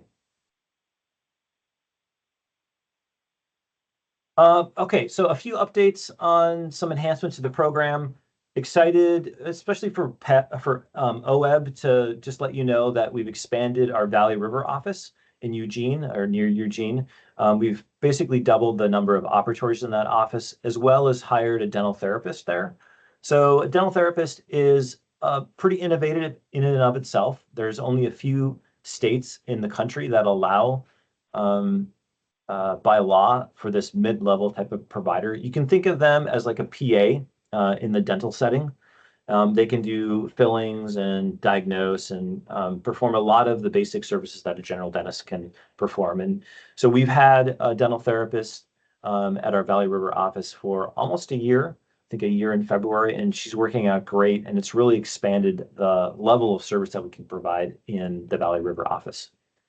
Also mentioned that we just hired another licensed practical nurse. So at Kaiser Permanente, it's all about total health and wellness. And one of the ways that we have innovated in our dental program is to try to provide access to healthcare services in the dental setting. So labs, vaccinations, cancer screenings, things that can be done by a licensed practical nurse in the dental office. We've pushed into those settings. So Gleason, Beaverton, Cedar Hills, Tannisbourne, and now the Grand office will have a licensed practical nurse to close care gaps. And we've had great success over the years. Patients really love the convenience of getting some of their primary care services, labs and things, done at dental offices. And it really reduces some of those barriers to access to care that we can offer our patients. Next slide. Okay, so Center for Black Health and Wellness. In my 20 years, one of the things I've really come to understand is that there's a lot of non-medical things that impact health outcomes. We call these things social determinants of health, maybe. How you grow up, live, work, these systems and environments that affect our daily life impact how we access care and whether or not we access care regularly. And we know that from studies that Black Americans oftentimes have higher rates of chronic disease conditions like high blood pressure and diabetes, and that extends to oral health as well. So one of the things that Kaiser Permanente is trying to do is close that disparity between health by opening this primary care center for Black health and wellness. And they've been open for a couple of months now. I think they have 3 physicians. I think maybe our next speaker on the medical side, I think that's Dr. Keith. It might mention this as well. You can go into it in more detail if you need. But we've really, when they opened up that office, we really partnered with them to try to enhance the dental benefit side of it. Patients that are going to the center will be given oral health screenings. And if they have Kaiser Medical and Dental, they can be referred to our Grand office, which is just down the road, to receive dental services. So, we've learned a lot about how health disparities affect different populations, and we're trying to get better at it. And this is one way that we're working to see if we can close some of those care gaps between different populations. And next slide. Finally, I've got your basically a dashboard. You guys should be familiar with this. It shows 2023 and 2024 in those 4 different boxes.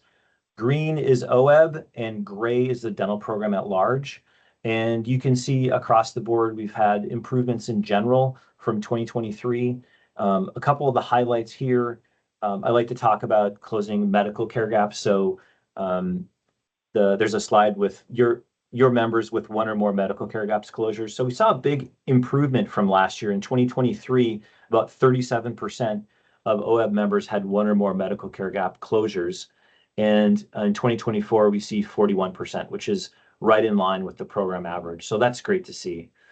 We talked a little bit about earlier. Oh, I see a hand up. You can go ahead if you want. You can finish this slide. I have a question about a prior slide. Sure. Sorry. Yeah, no problem.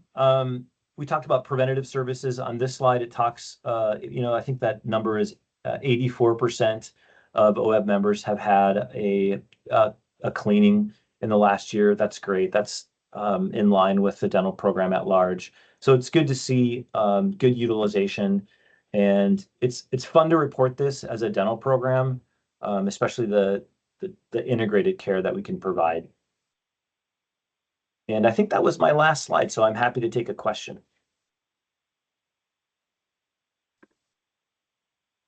So thank you for this. I've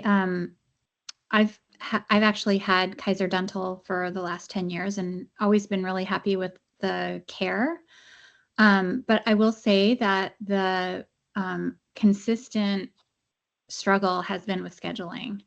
And I live in the Portland metro area, so Kaiser Grand and Kaiser Interstate are the two offices that are closest to me. And almost every single time for the last 10 years, I will call to schedule an appointment and almost always get just immediately put into the fast pass because there's no openings. And it's particularly bad on the pediatric side. And so, and this is something I hear from the members of my labor union who have Kaiser insurance, that they prefer the care, but the scheduling, particularly people with kids, is just really, really, it's hard to get in. It's hard to get in, especially when you have two kids that you're hoping to see, not have to make two trips, that you can have back-to-back appointments. It's basically impossible. So I'm just wondering if you have anything you can share with us on the pediatric side, if there have been like staffing issues or improvements we can expect. Yeah, so on the pediatric side, we need a pediatric dentist. We're hiring for one. So we're down a pediatric dentist from a year ago. So, and that pediatric dentist will be serving primarily the east side, Gleason and Rockwood. So we're still waiting on a candidate for that position. I hear you. First of all, I have kids. It's really hard to get them scheduled back to back. You're right. It's like a lottery when that happens. The challenge, especially if you're used to a traditional kind of dental plan model where you get a cleaning every 6 months, it's not like that here. It's very much based on your risk assessment, and we kind of intentionally make some speed bumps for healthy patients getting in every 6 months because most of them don't actually need it. And we try to use those resources for the patients that we're seeing every 3 or 4 months. I think with the schedule changes, we're about to see about a 20,000 visit appointment increase in this next year. So I'm hopeful that we'll have less problems with getting that second cleaning in a year. But it is a very different model. I totally understand. It's probably not dental appointments. It's probably hygiene is what most people have the most trouble with. And so I'm optimistic, but I would say that it is one of the limitations if you have an expectation that I'm going to get my teeth cleaned every 6 months, like in the community setting. Our model is more population health, and a lot of times we spend time, like I am right now, trying to talk to patients and tell them like it's okay if you're a little longer between that appointment, and that's hard for a lot of patients to get used to. I think on the pediatric side, there's definitely room. I think that population we would like to see more frequently. And if you look at our statistics on preventative services for adults and kids, we do generally see our kids a lot more frequently than the adults. So there should be an easier or more availability for that. But I hear that, and it's a constant focus is working on that hygiene access. Thank you. I would just say that, if there's evidence that we don't need to go for a hygiene appointment every 6 months, I would rather just hear that and have an appointment once a year than have it feels like a part-time job when I need to schedule an appointment, because you have to like have reminders and you have to keep calling and you have to keep checking, and then your text message comes and you check your calendar, and a lot of people don't have that kind of flexibility to just go tomorrow when an appointment opens up. Yeah, understood. Thank you. All right. Anybody else with a question for Kaiser Dental? I'll just make a history note, if for those who don't know, the Center for Black Health that Kaiser is opening up is just literally a short walk from the Panther Dental Center that was here in the 70s, run by the Black Panther for dental services for the Black community. Was just a short walk away from where that is now. Just a historical note on that. Okay. With that said, we are 15 minutes away from our next one with a 10-minute break, which means we have 5 extra minutes. Not really quite enough to do. Want to do? I'm thinking, Glenn, we probably can't do what we want to do in 5 minutes. Oh.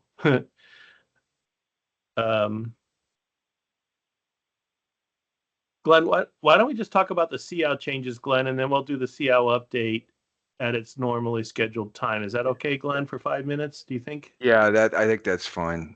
Okay, And, that way we'll get on, because we can't start the next session until 3-ish. So why don't we just talk about the CL update, and then the CL changes, and then we'll talk about the CL update at the end. Okay. Okay. Sounds you want to great. lead us on the changes that we talked about? Sure, I can leave. I'm not sure how the slides. This is going to be close to the end. Sorry, I'm kind of doing a last minute jumble here because time is kind of out of sync right at the moment. Okay. And actually, Rose, can you go to, I believe it's slide 11? Yeah. Now the slides that we're going through right now, I presented at the last meeting before the retreat. Here we we're go. just skipping those. Right. Yeah. Okay. Yeah. Right, this is in September, we had presented a proposed changes to the CL. Right now, CL, Strategies on Evidence and Outcome Work Group, is an OEB work group. We do have 2 PEB members who sit on CL in a visiting context, but we have also addressed a number of CL issues that really cut across both PEB and OEB. And what we found is that it works very well to have kind of this joint work group where both we can look at issues that really address both OEB and PEB, but also do issues that, are OEB specific or PEB specific. So we really just want to formalize that. And since we presented this in September, what we're asking the board is to whether they really would approve for OEB and PEB to revise the charter, which would really lay out these joint responsibilities and tasks applied to the board. We are asking that we have 2 OEB board members who sit on CL. We would want a 3rd one, and I believe Dr. Laura volunteered. Isn't that correct, Bill? Yeah. Yep. So we would want that approval. So basically, we're just asking, based on our discussion in September, to really finalize these 2 elements. Finalize, first of all, the laying out CL as a joint OEB-PEB work group, giving us the ability to revise the charter and its responsibilities, and then 3rd, approving a 3rd OEB member to sit. Right now, we only have 2 OEB members sitting, and we would need a 3rd one. So I'm first going to open up for questions. Did folks have any questions in regards to why we're doing this, the rationale for it, or any concerns about that. One thing I do want to point out is that even though we would have both PEB and OEB members, when it got time to recommending, because all CO does is really recommend to the boards, when we would say recommend on a program or a benefit, that the OEB members would on CL would recommend to the OEB board, and vice versa for the PEB members. This is so that we are really ensured to get that perspective that members of each of the boards would have in regards to the needs of their organization.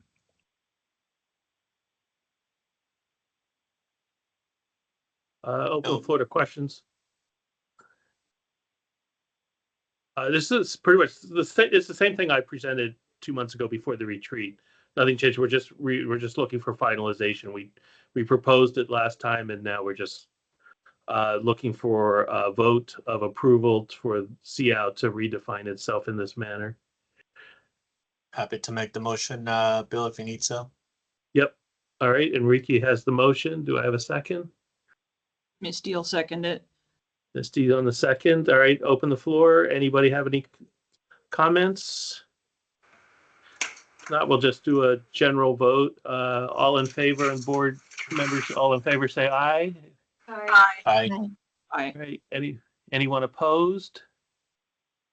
Anybody abstaining? Okay, motion carries. We'll go ahead and wait for the PEB to approve the change as well, and then we'll be on our way. All right. Okay. Again, Thank you. we're going to hold the update for CIAO till it's a regularly scheduled time. Let's take a 10-minute break. So we're back at 3:05 with Kaiser Permanente's Medical Carrier Innovation. 3:05, everybody. Thanks.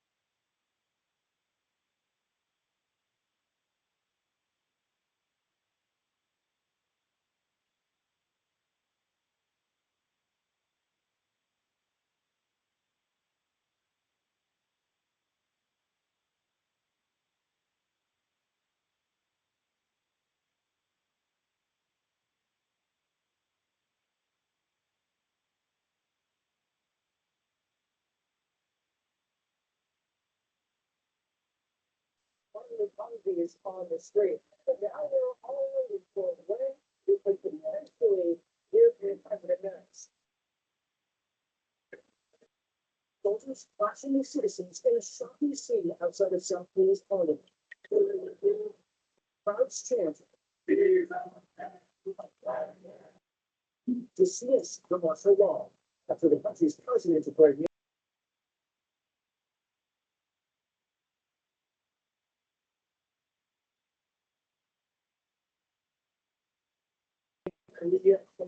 Okay, a couple minutes here. All right, I see Dr. Bachman is here. Good afternoon, Bill. Hi there. I did not know about the Panther Dental Clinic. Oh yeah, it was about halfway between your clinic and the Moda on Williams. Okay. They were kind of known for starting mainly dental clinics in various cities where they had chapters. That was one of their big pushes, was to get better health care when they weren't allowed to have health care. Oh.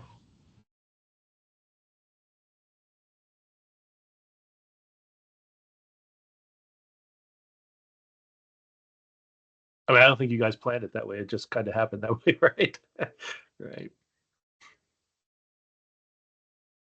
Yeah, no, we definitely recognize that the interstate clinic is in a historically the right location. Yeah. Yeah, it's just important, and Yeah. the promises to the community and the commitment to the community has always been there, especially with since Best Kaiser, which was also North Portland, was deactivated. Mm-hmm. Makes it even more important.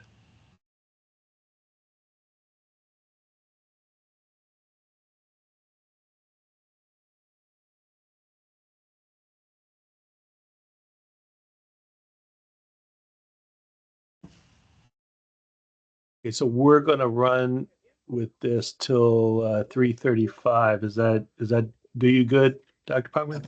That would be fantastic. We've got a lot. All right. Lot to say.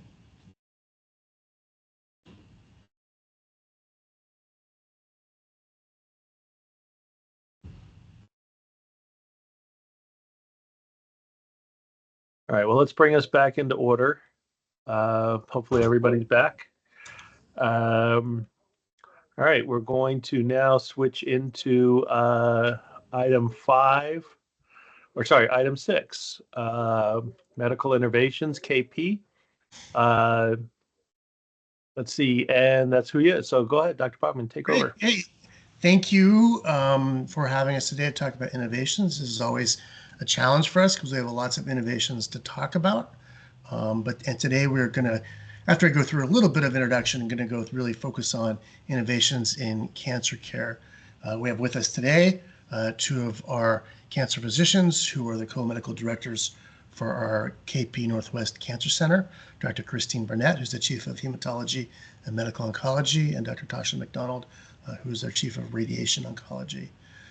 Cancer care requires a team, it requires data, it requires exceptional communications with our members and a focus on patient-centered care. And they will be able to kind of explain how we're innovating and how we're getting better in this important topic, which is both very important to our members and a emerging cost driver throughout the entire healthcare system. On the next slide, please. So I'd say really at Kaiser Permanente, our biggest innovation we really still think is our care model, our integrated value-based care, which we have been doing since the 1940s and 1950s. And you can see here the list of how that has changed, what those innovations have been over time, from comprehensive preventive health screening programs using clinical data really before the PC was a thing, using kind of mainframe computers, to starting adoption of the electronic health record actually back in the 70s and full deployment in the early 90s, using that data to provide better population-based care and preventive health care. When I started working at Permanente in the late 90s, it was big sheets of dot matrix printers that would have a whole list of everybody with diabetes and a whole list of everybody with hypertension, how they were doing. And so we're very quickly able to, as the technology got better, develop active databases, searching for care gaps and using decision support to close those care gaps. The 1990s, bringing on kp.org, an online portal that most health systems are now starting or have caught up with us with that. In 2010s, we were kind of on the cutting edge of telehealth, recognizing this was both convenient and when deployed appropriately, provided great quality care. And obviously in 2020s, that got even expanded more with the COVID pandemic. And now we are looking at the application of AI. I would say we're conservative with that. We really still believe healthcare is personal. It involves relationships between members and their clinicians and their physicians. And we don't want to overstep with AI. So we're going slowly, using it selectively where it adds efficiency, where it adds value. One of the things we're most excited about, which really felt to me like a light switch when we brought in ambient transcription technology, which would save me 45 minutes to an hour a day of typing in the evening or weekends after a busy day in clinic. Capturing, not perfectly, but capturing about 95% of the relevant note just in real time as the patient and I are talking. So that's kind of some of the innovations we're excited about, and a little bit of the history of innovation. Next slide, please. The research has always been part of Kaiser Permanente. There's 3 research centers attached to Kaiser Permanente that really collect data from most of our members. In the Northwest, we have the Center for Health Research, also on the Interstate campus. These use our data to look at important clinical problems and then publish that data on a national basis. Next slide. One area of research that we're focused on is genetic medicine and combining the biological data in our members' blood samples and their DNA with their healthcare experience and with health, lifestyle, and public health data, and using all that to develop new discoveries. There's 350,000 members nationwide participating in the biobank, and that research is being used all the time for publication. 1 in 4 of those members is from a typically underrepresented or a very diverse population. So I think that adds strength to how we're thinking about research. It's not just research for the few, but the research that really reflects the needs and priorities of all of our communities. Next slide. And I think we can just go ahead and skip to slide 7. Slide 5 and 6 is really things we've really talked about over the last year or so in terms of some of our innovations that we've been focusing on, which includes, of course, mental health, which continues to be critical, and health equity, which we're doing a great number of things for that. Dr. Pilster mentioned our Center for Black Health and Wellness on the Interstate campus. Happy to talk to you more about that in time. But again, we're innovating on all fronts in care delivery, pharmacy, mental health, and equity, really incorporated in everything that we do. With that, I'll turn it over to Dr. McDonald and Dr. Barnett for a discussion of innovation in cancer care. You can move to the next slide, please. Hello, thank you for having us. I'm Christine Barnett. I am the Chief of Hematology and Medical Oncology and one of the medical directors of the Cancer Center, as Dr. Brockman already said. And I'm here today with Tasha McDonald as well. And the reason there are 2 of us talking today is we wanted to highlight how good the integration is with our Cancer Center. We actually have 3 leaders of the Cancer Center, myself, Tasha, and then a surgical oncologist, Meg Bauer, as well. Because everything's all together and integrated, we can actually make things happen and innovate much easier when it is a team leading the cancer care rather than just one department or one person. Next slide. Okay. Okay, so yeah, I'm Tasha McDonald, the Chief of Radiation Oncology and also co-director of the Cancer Center. And we are really excited to be here today. You will see that we're passionate about what we do, and we really do. We're really confident that KP Northwest provides really innovative and comprehensive cancer care, and I think we will illustrate that to all of you today. But just like importantly, as OEB board members, cost is something that you all have to look at, and cancer is way too expensive, and the cost of cancer care is, rising, unfortunately. And so it is really important to just have that in mind and know that is a problem in our healthcare system. Almost a quarter of an employer's total healthcare costs go to cancer treatment. I actually learned that earlier this year, and I was actually pretty surprised. It's a high number. With rising drug costs and patients living longer, this number will actually increase over time.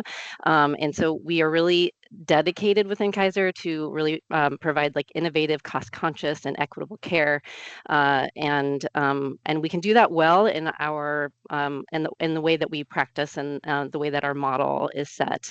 As a radiation oncologist, each fraction of radiation costs money. Radiation oncology is actually very expensive treatment for patients, and one example is that pre-COVID, the national average of like number of fractions per course of radiation, we treat like definitive courses of radiation for like breast and prostate cancer and also some palliative treatments, but the number of fractions per course of treatment was probably averaging about 24, 25 in the nation, and within Kaiser it was 14. And we really follow evidence-based medicine in places like Canada and the UK and Europe.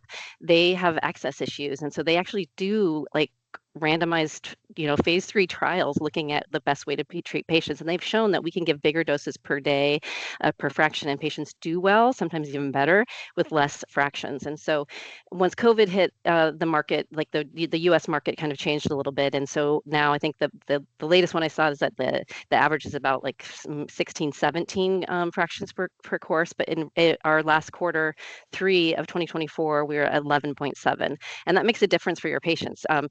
Cost, of course, but also your patients can, they're back there at work. They might take care of family members. It takes a long time to drive places, and so these are all things that we really have on our mind when we're taking care of patients. Next slide.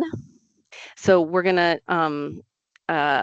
yeah. So this is a strong study that was published in 2022 that showed that patients matched Kaiser Permanente patients matched to patients treated outside of Kaiser were 20% less likely to die prematurely of cancer.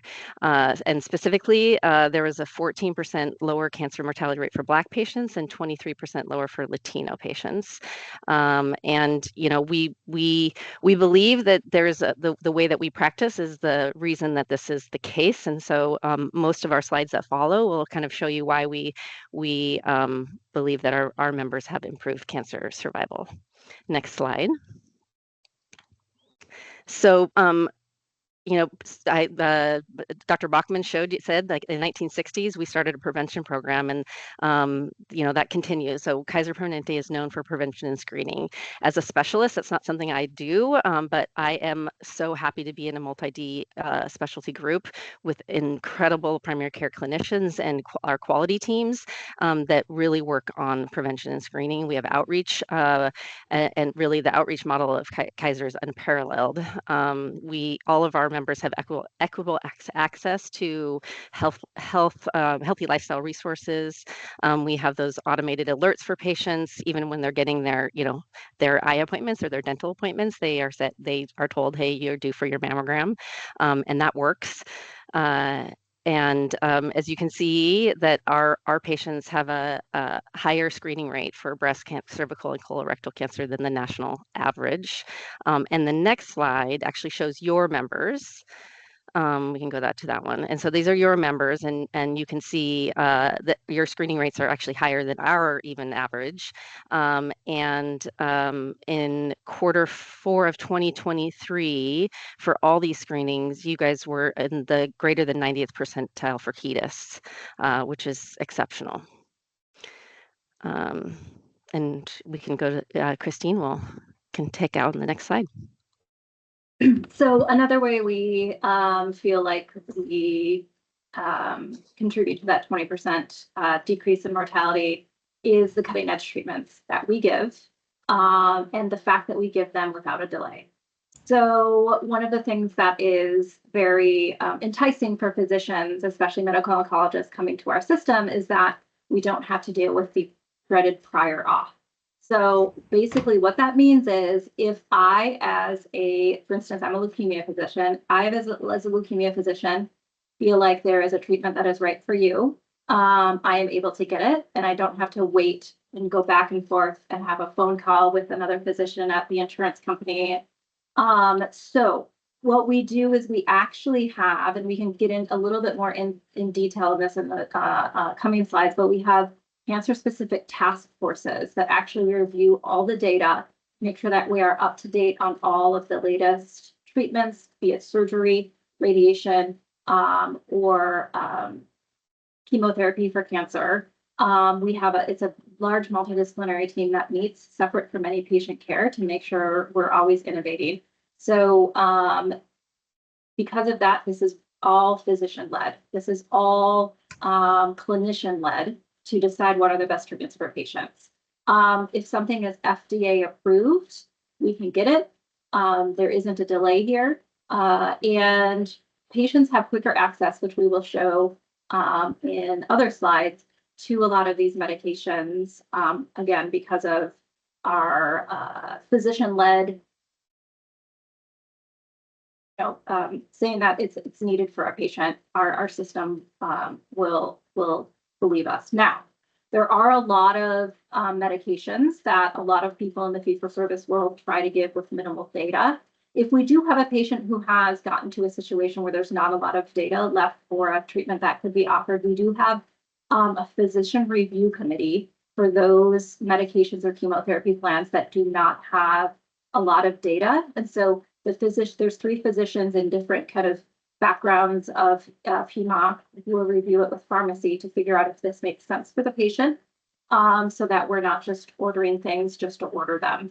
In addition, because we do all of our care under one umbrella, we can control those chemotherapy costs. We are the nation leading in biosimilars, for example. So not only do we get the latest and greatest data for the new treatments, but we also get the latest and greatest data for what medications, biosimilar or generic, for example, can be substituted for the more expensive. All of this and increasing or decreasing the time to first treatment has led to the higher survival rates for cancer. Next slide.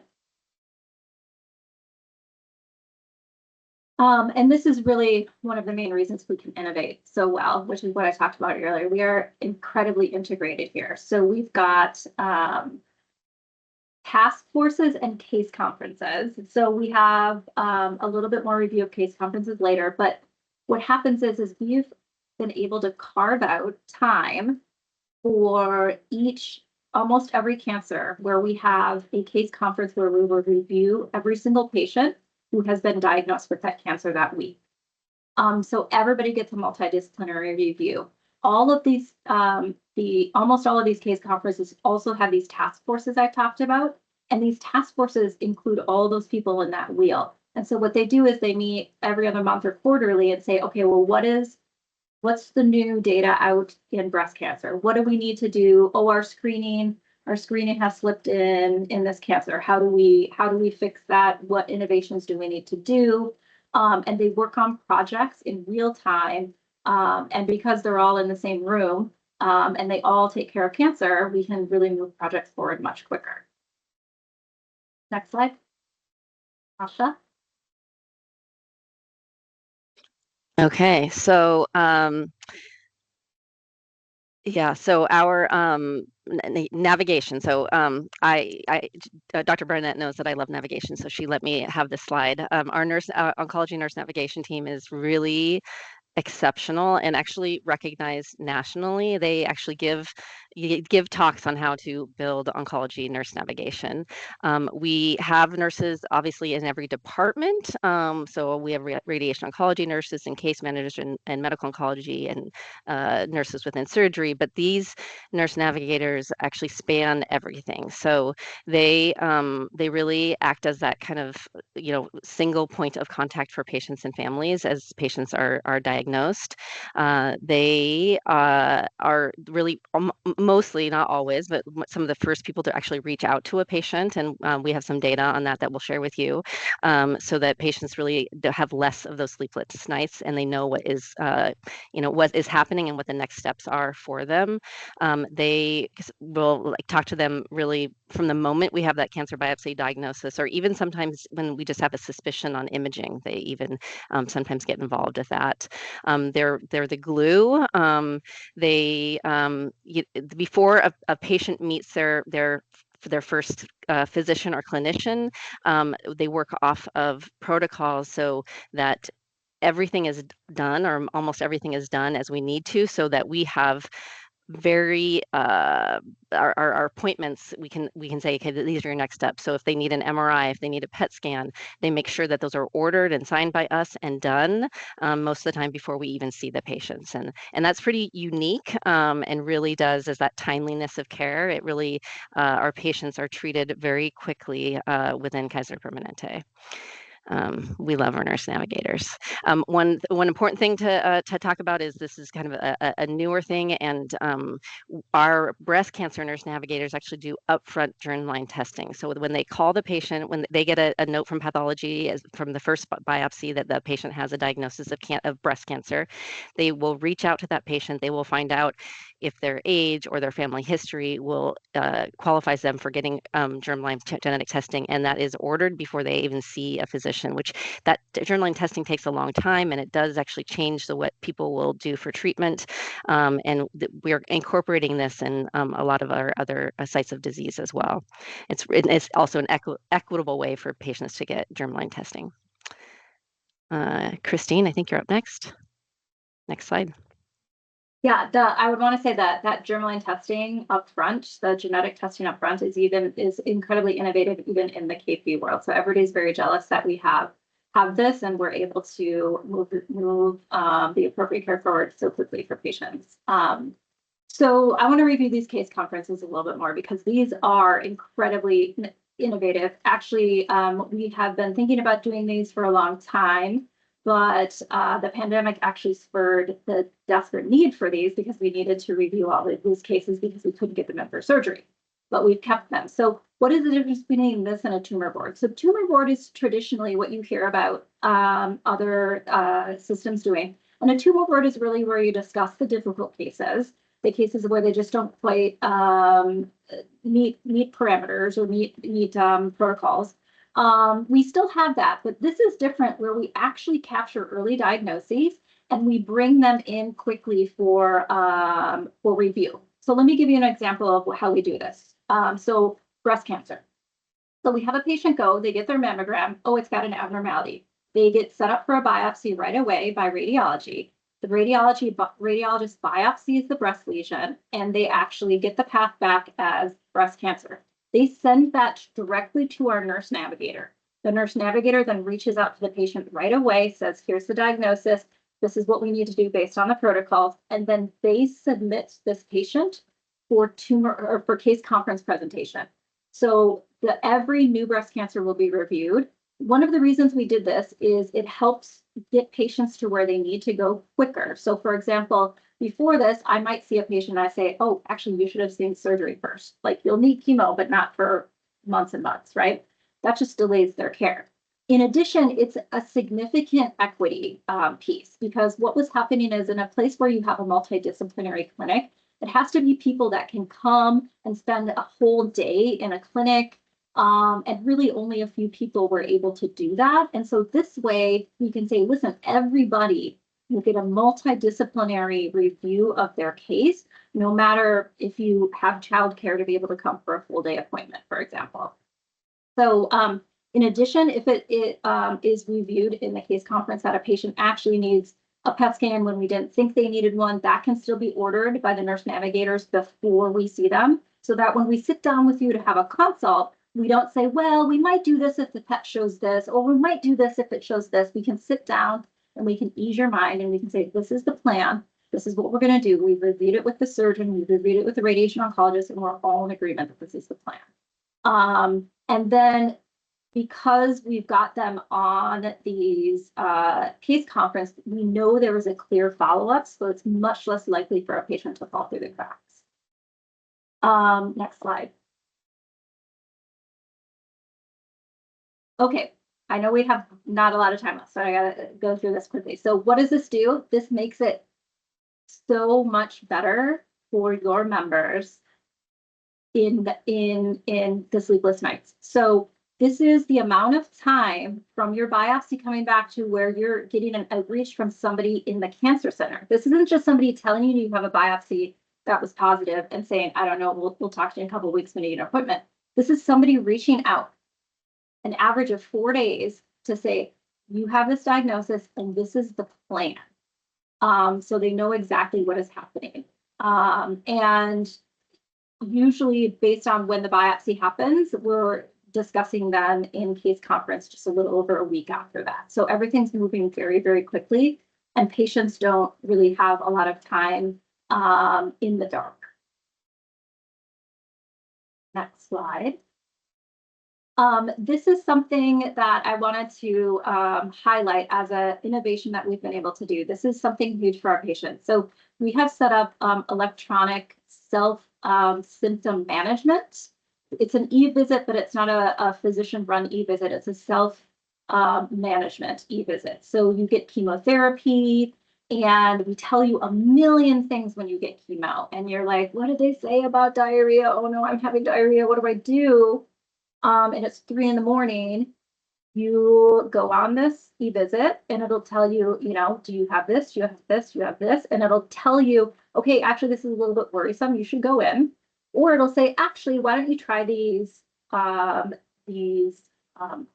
therapy, steps that we talked to you about at the beginning, but it's all been overwhelming. So this has been really empowering for our patients to be able to manage their symptoms at home. And also one of the things they've said is like, well, it really makes me feel better to know like what I should be worried about and what I don't need to be worried about, right? They can go on here and be like, oh, okay, well, that's cute. Okay, that's not worrisome. It's totally expected. Let me do this. So anybody who has received chemotherapy has an option to do this, and it's a great, great tool. And I don't know of any other place that has this. Next slide. This is Utasha, I think. Yeah. Okay, so I'm just time check of about 6 minutes. So we'll I just want to share 30 seconds with you on this. We have survivorship care plans. This is another innovation. Actually provides really equitable care, streamlines care. So every definitive patient who finishes treatment will get a care plan. So they actually will say what stage they know what stage were they, what treatment did they get, and then as a task force team and looking at national guidelines, we know what their surveillance and imaging should be, so the patients have that control of when they're supposed to be seeing somebody.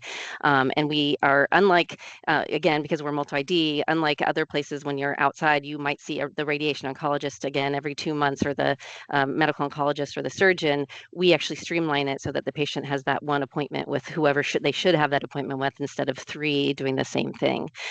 So these survivorship care plans are very powerful for patients, and I think a really important, very important for cancer care in the future as we have more and more survivors. Next slide. We also are subspecialty experts here. So the thing that is hard to hear sometimes is somebody will get a diagnosis and they'll say, oh, I need to see the specialist up at OHS here. And I'm like, well, actually, we have specialists here. So like I said, I'm a leukemia doctor. I do leukemias and lymphomas. And we are subspecialty experts within our teams. Tasha is one of our lung cancer radiation experts, for example. And not only do we have that in our teams, we also have access to 11 national subspecialty programs. So for instance, I'm on the hematologic malignancy subspecialty program, Natasha's on the lung cancer subspecialty program, with KP Nation. So we can actually phone a friend. There's actually the option to have a consult with somebody from another region if we need to. But it's a really robust specialty program. In addition, because of this, all of these subspecialty teams have actually developed electronic chemotherapy pathways. So two things happen with these pathways. One, it actually helps control cost, not because we are limiting what people have to offer, but say you got lung cancer and you have an EGFR mutation. If you go to the pathways, it will show you the preferred EGFR medication that is cheaper for our patients. We never are going to sacrifice on efficacy, but if there are two equally efficacious medications, it's going to give the physician information for this is the one that actually will be cheaper for you and your patient. Okay, because there's also big copays for patients too. The second thing it does is it ensures that we are managing patients in the most evidence-based current manner. We're not cowboys out there picking a chemotherapy regimen off the top of our heads. These pathways are updated monthly. So for instance, right now, almost like this weekend is going to be the American Society of Hematology conference. Some probably new regimens are going to come out from that. They wait to do the big reveal.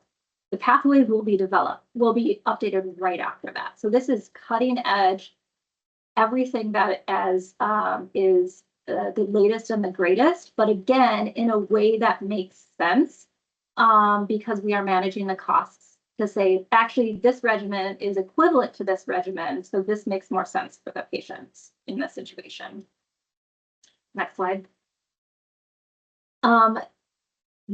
This also sets us apart big time because one of the ways that we need to deal with health equity is the socioeconomic status, and not everybody has the same access to healthcare, even though they may have KP insurance. So one thing that a system like KP allows us to do is we actually setting up a trial here of doing community health workers. So we actually looked at patients' social needs, and you can see even with commercial insurance, financial and isolation issues are still huge for a lot of people. They may not have help to get to chemotherapy appointments. So we actually have people whose job, they're community health navigators or community health workers.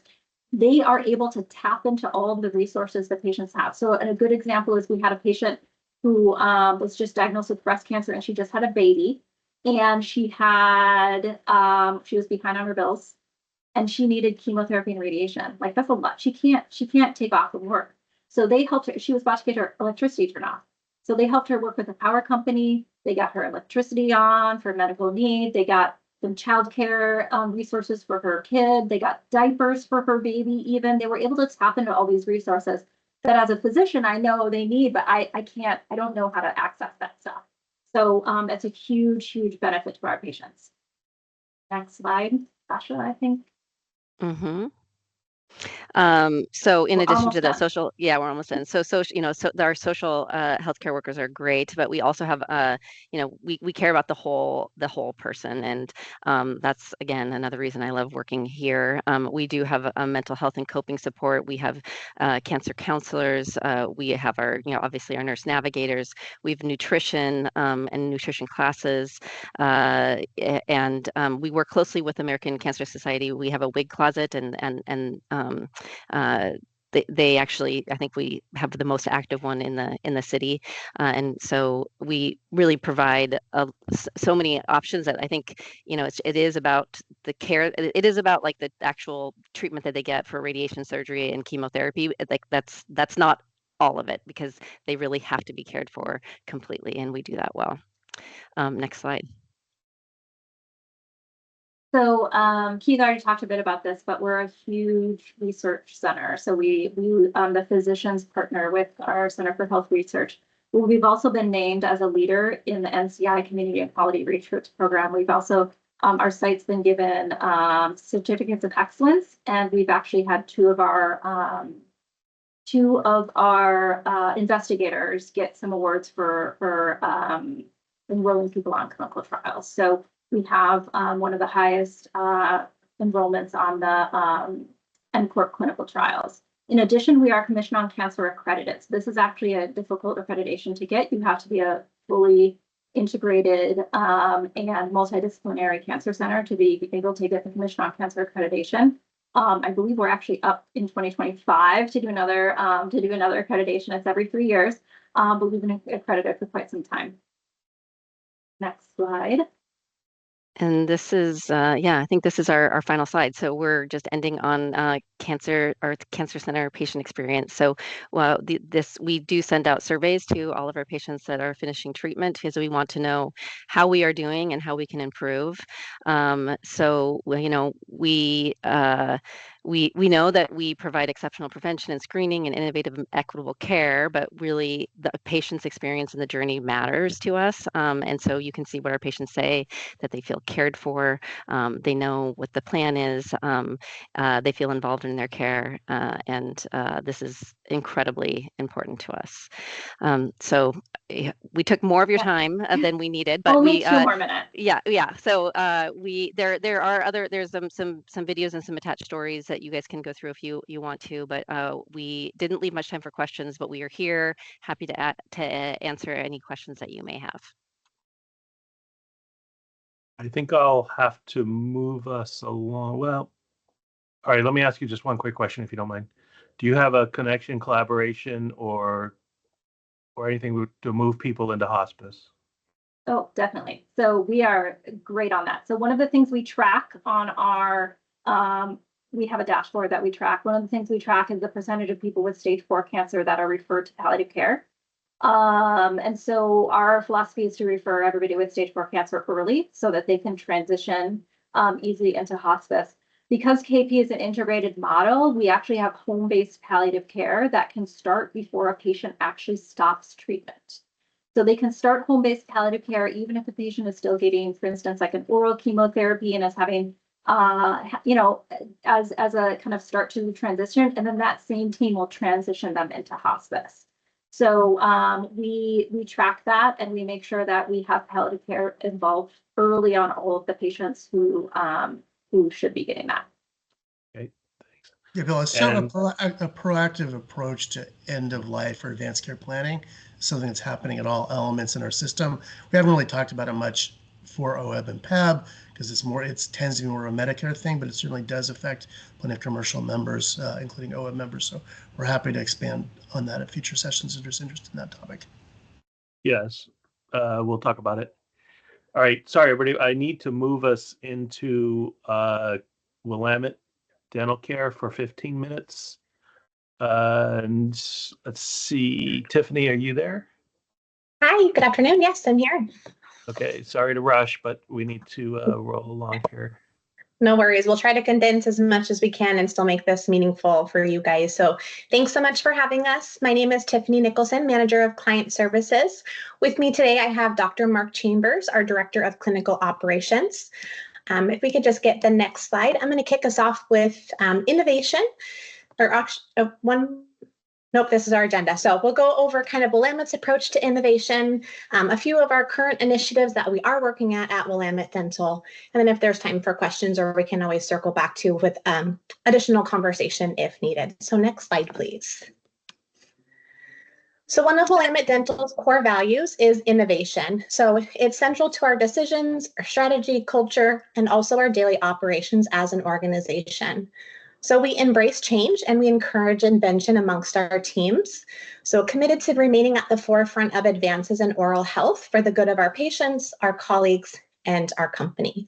So this alignment to your request for updates on dental innovations makes us excited to share what we have been, or what we are working on and what we have been working on here at Willamette Dental. So next slide, please.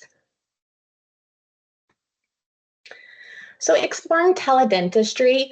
Teledentistry can include patient care and education delivery using multiple different modalities. So it could be synchronous, which is a live video or two-way interaction between a person and a provider.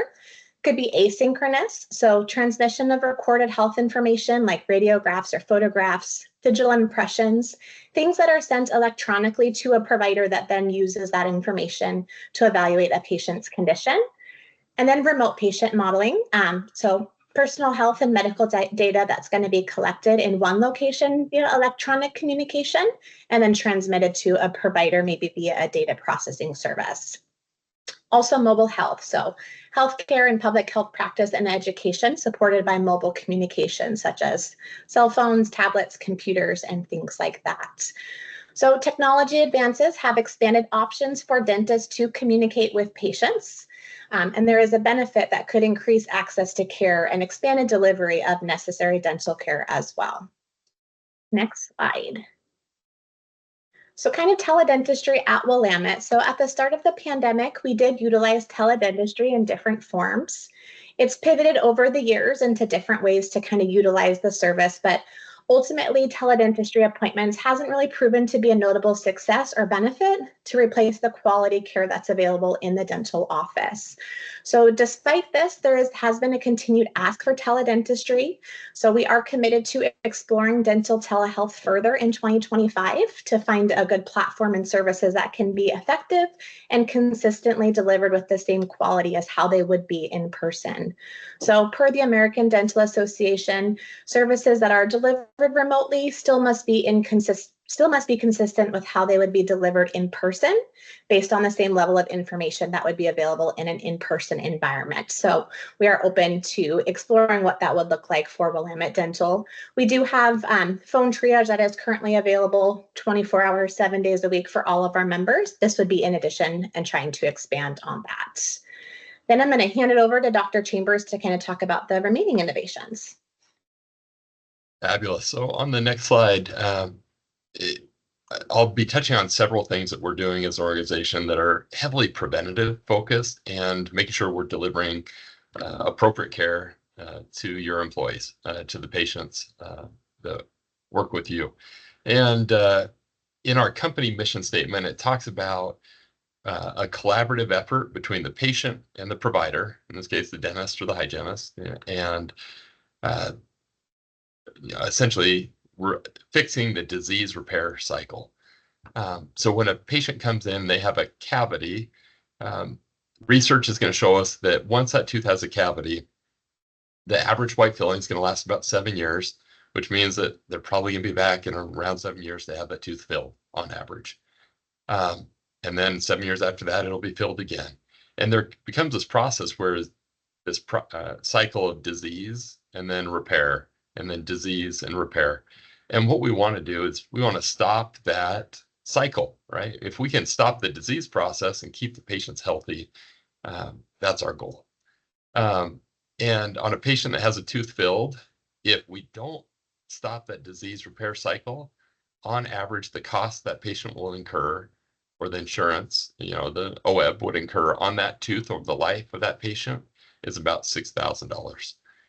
So if we can keep them healthy and get them to the point where the patient doesn't have to go through all those procedures, they don't have to spend their personal money on it.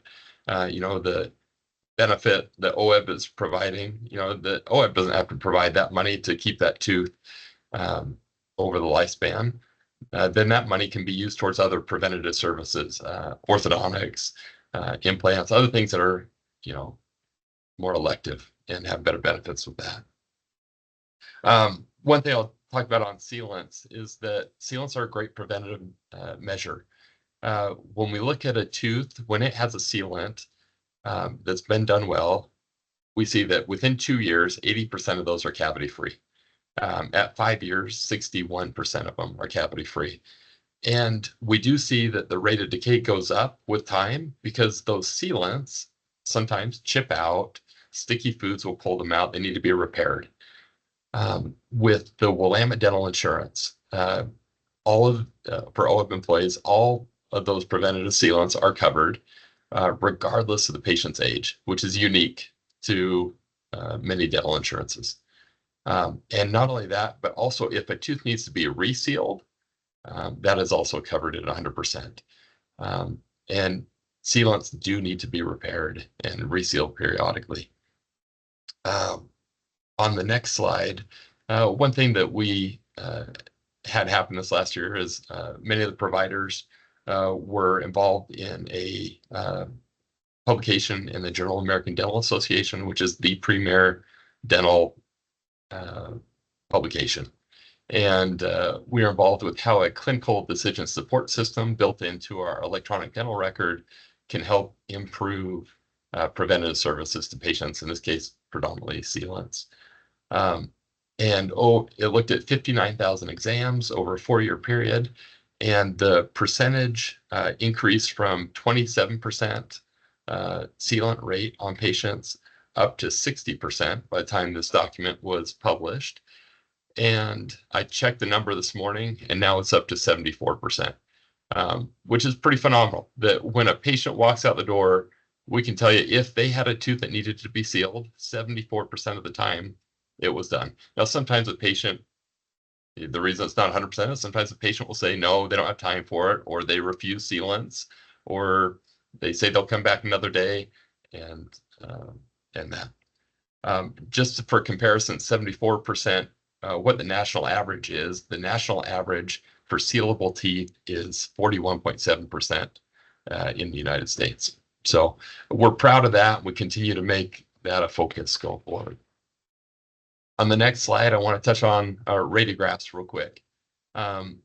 We strive to abide by a principle called the LARA, which is as low as reasonably achievable, which means that if you come in the door, I see you for a dental exam, we are going to take as few of x-rays as we need to appropriately diagnose and treat you.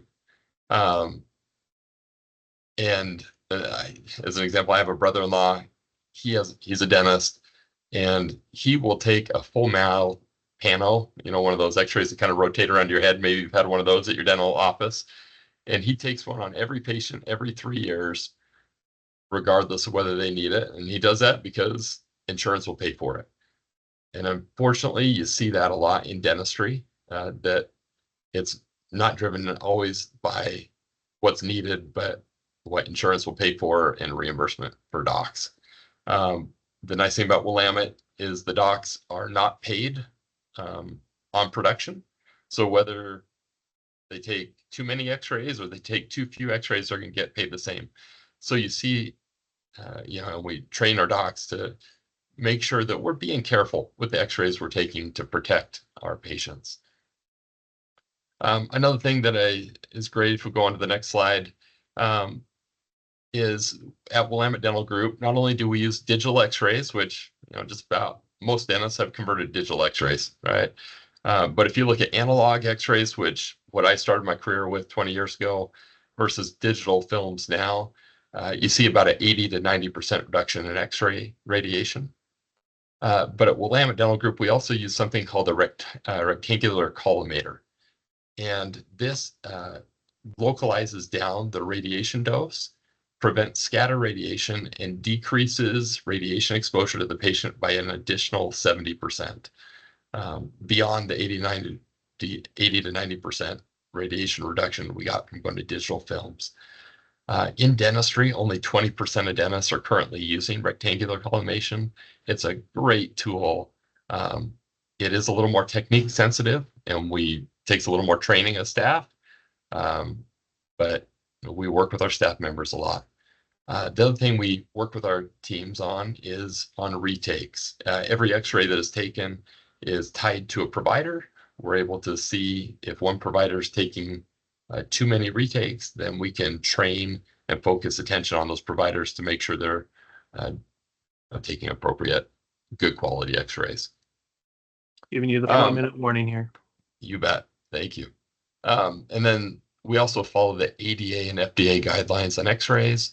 The FDA and ADA recommend that x-rays are taken off of health level of the patient. So a patient that's very healthy needs fewer x-rays taken. An x-ray, or a patient that is more susceptible to cavities, is going to need more frequent, more robust x-rays taken to be able to monitor and take care of their health needs. One last thing of note is that the American Dental Association changed their policy on lead apron. So next time you go to the dental office, you'll notice that your dentist will not be putting a lead apron. And so that's a change that was just rolled out this last year to dentistry. My next slide, real quickly, as we talk about antibiotics, and we won't go into a lot of detail, but trying to minimize antibiotic use in medicine has been a focus over the last 15 years in medicine heavily. In dentistry, we've kind of lagged a little bit behind, but the American Dental Association has really made a push to make sure that we're not prescribing antibiotics that are not needed. On my next slide, you'll see that we're currently working on a grant and working with several different universities on validation of some of these new prescribing guidelines and make sure that those are being followed by providers. And the last slide that I'll touch on is that Tiffany kind of talked about some teledentistry in that. We do have a new online scheduling platform that patients can schedule, reschedule, or cancel appointments. Patients love it. It's really saved a lot of time and made scheduling more convenient. I know we threw a lot at you pretty quick. Any questions that anybody has for us today? I don't see anything popping up. All right, just a warning to board members here. We have one more topic that we need board member interaction on, so we might go a couple minutes over. Thank you to Mark and Tiffany for presenting on the Willamette updates. Last issue for the board is the CL update, which I will cover now. We have this morning we had our usual CL meeting, and part of what we're going to talk about here for the brief moment is it's December, so January renewal letters are being crafted by our consultants, and we need to make sure we have just at least as good as possible what we want as a board coming through. So this morning we talked about in CL 2 points of interest that we want to make recommendations on back to the board for discussion at this meeting for just a couple minutes, and then that will help guide Mercer in drafting the first round of renewal letters. The 2 topics we talked about this morning were point solutions, which we talked about quite a bit last year. This is where we have individual solutions for things like weight management, mental health, diabetes, behavioral health, modification, things like that. We have quite a number of vendors that we are going through. Picked up a couple new ones last year at the end, like Gabby for cancer risk screening, for breast cancer, things like that. So we continue with that because that's what we've been doing. So that work, it continues on, and we just review all the things and had a short discussion on just how many vendors. In some ways of looking at it, the more the better, and in other ways of looking at it, too many makes too much communication and confusion with the members. So always keeping in mind how much we do in individual, but that's at the board level where we're doing those port things. But now what we're doing for the renewal letter support, we have a second recommendation, which is women's health. And we broke women's health down into 2 categories. The first one being support for fertility. And let me just go back here and just read it directly so I don't mess this up. Where did it go? Here we are. So pre-pregnancy and fertility support with our carriers. And the second one is menopause support.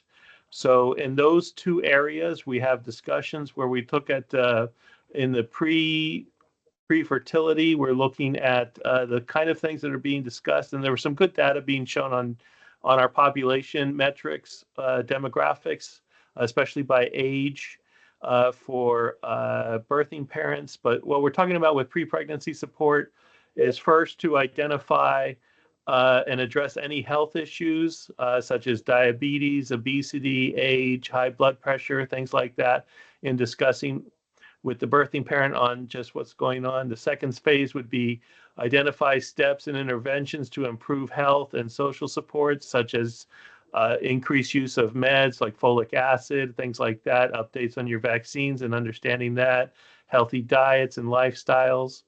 The third one is develop a reproductive life plan and fertility assistance for the couple, and determine what their needs are and just how to accomplish their family planning needs. And the next item would be screening and testing. This is genetic support and assessing risk during pregnancy. And then the last one is maternity care, which is the doulas that we added.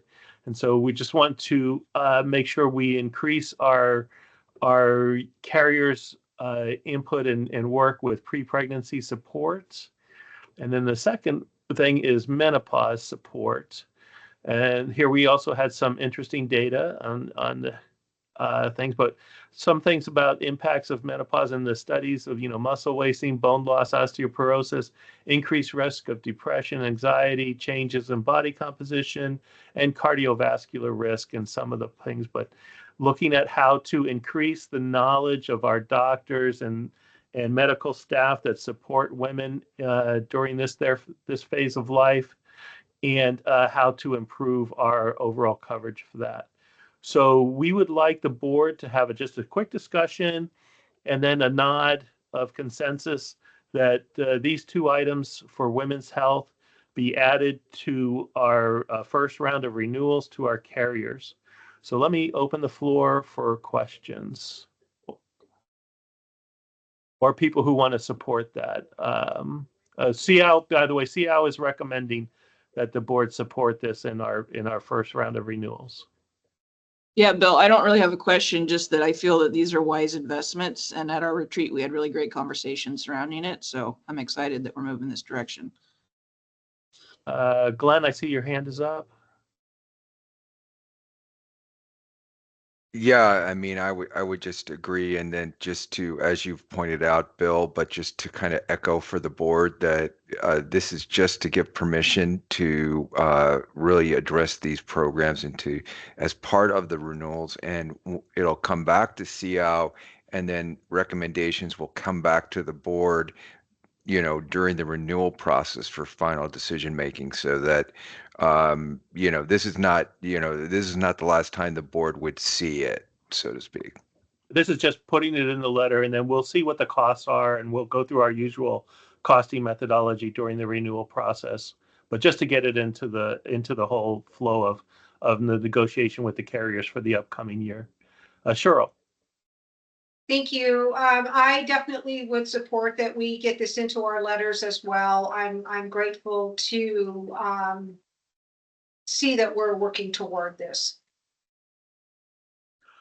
So one of the discussion points was just even in the healthcare profession, some of the lack of knowledge and education at the healthcare providers, in menopause support, and just also how difficult it is because it affects people differently. And so just bringing that in and getting some more resources put on it is what's being discussed here. And then we'll see what the cost is. Thanks for Misty and Cheryl. Enrique was part of the discussion this morning. Anybody opposed to adding this to our renewal letters? So move that we adopt the SEOW recommendations by the chair. I'll second, Bonnie. Okay. All in favor of moving this into the letter for negotiations through Mercer, say aye. Aye. Aye. All right. Anybody against? Anybody abstaining? Okay, so that gives a direction for our Mercer team to keep putting forward the renewal letter. And again, this will come up when we go through the costing process. But thanks for everybody for giving their consent on that. That was CIO's recommendation and what we thought as well. So appreciate that extra time there. Rose, I'll ask if there was any public comment. Bill, sorry. I'm sorry, I didn't mean to interrupt. There was one other item from the CIO meeting, was the traditional health workers. Oh, shoot. My bad. No, that's okay. I'll do it. And this is just came out of our traditional health worker research group, which occurred over the summer. Traditional health workers are really, there was a presentation actually back in earlier in the fall. But these are workers that really you have peer support specialists, peer counselors. Doulas are considered, but we've already covered them. But really, the idea was to really address, adding peer coverage of traditional health workers to help further really bolster our doctors and other medical providers. We conducted the research group over the summer, and what we're asking due to the operational complexity of payment is that this, of course, be added to the renewal letters, but for integration into our medical clinics, so that way we could actually, kind of get around some of that complexity. Again, we are just asking for really approval to put this in the renewal letters, and then it would come back to CIAO and then for the board for final decision, based on a number of different factors, including cost.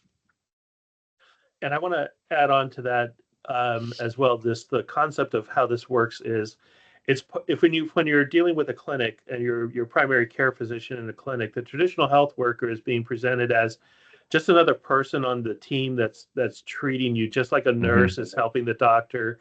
The traditional health worker is also part of that team in helping the doctor and continuing on by following up to make sure medications are obtained, that everything is understood, that all the proper processes is being worked with, and just helping that patient go along. But it's all part of that one cost, just like the nurse would be part of the cost and the staff at the part of the cost. This is just another staff in the clinic that we're promoting and advocating for clinics and primary care physicians to use these workers to help improve our members' health care. Any questions on traditional health care? And again, CIAO is recommending that we have our consultants, Mercer, make traditional healthcare as part of the renewal letters. Any more comments or a consensus vote could be done?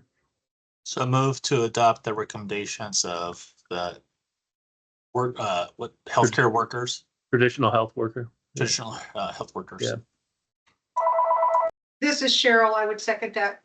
All right. Last chance for comments.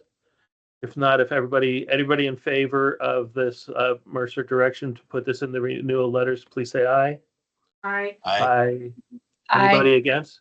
Okay. Anybody against it or abstaining? Okay. Thanks for hitting that on me, Glenn. I had it in my head. I just got ahead of myself. All right. All right. At that point, then I think that's all. I'm pretty sure that's all we talked about this morning. It was quite a good discussion to roll through. So at that point, Kirsten, did you have anything you needed from us, or is that get you where you need to be? Yep. Thanks, everybody, and happy holidays from the Mercer team. Okay. Rose, back to Rose. Anything in the public domain? No public comment. All right. In that case, I will also wish everybody happy holidays through the Christmas, and we'll meet again in January. And thanks everybody for the time. Appreciate all your work. Always. Thank you. Thanks, Bill. Thanks, everyone.